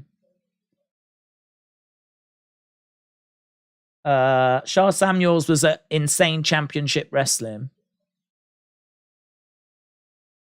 Yes, 5 hours ago. Oh my God, that's incredible. A release superstar was recently spotted at the Performance Center. WWE was forced to let go of talents. Shah Samuels oh my God, that is so good. They were so good together. He does comedy really well. Really well. He's funny. I really like him. I love his relationship with Noam Dar. They bounce off each other really well. 38 was spotted on Monday. The report didn't say why. He's still an active competitor. Oh, I hope they've signed him. I hope they've signed him. I hope he comes to NXT. Either way, I'm glad he's just getting opportunity, to be honest. You know, I'm glad that it's working out for him, because I think if you're skilled at what you do, I think if you're a genuine talent at what you do and you lose your job because of the pandemic and all that kind of stuff, I think that's a shame. I think he's really good at the comedy role. And I want to see him not leave wrestling, to be honest. I want to see him still get employed and be a success. So yeah, that's great. That's great. Yeah, Charles Samuels, just check him out. He's on NXT UK. And he used to do this kind of bookie gimmick where he would take bets on who's going to win the fights and whatever. And there was one where, like, obviously it went against him and all the wrestlers came to get their money. And he's like, he was giving them, like, even the clothes off his back. And he was like, taking off a jacket, and he had another jacket on underneath, and he's like, just take it, just go. Oh God. And then someone else would come along, and then he took off that jacket and he had another jacket on underneath. Just go. I don't want to talk about it. And then, like, he's giving them a hat, he's got another hat on underneath and everything. It's like the comedy stuff was, he did it really well. So I'd love to see him in NXT with Noam Dar, and maybe they could do the Supernova sessions, which was like their talk show. That'd be good. Okay, well, look, we've stuck around. I need to go and do the breakdown, the 1 minute breakdown thing. So really appreciate the support. Hope you enjoyed the watch along. Had a bit of fun and whatever. Don't forget, we are back tomorrow with AEW, and there's going to obviously be a lot of talk about those numbers for All In, understandably. And then, so we'll do the stream for that. And then we're back with SmackDown, of course, on Friday. So plenty on the way. So appreciate the support, and I will see you again next time. Bye for now.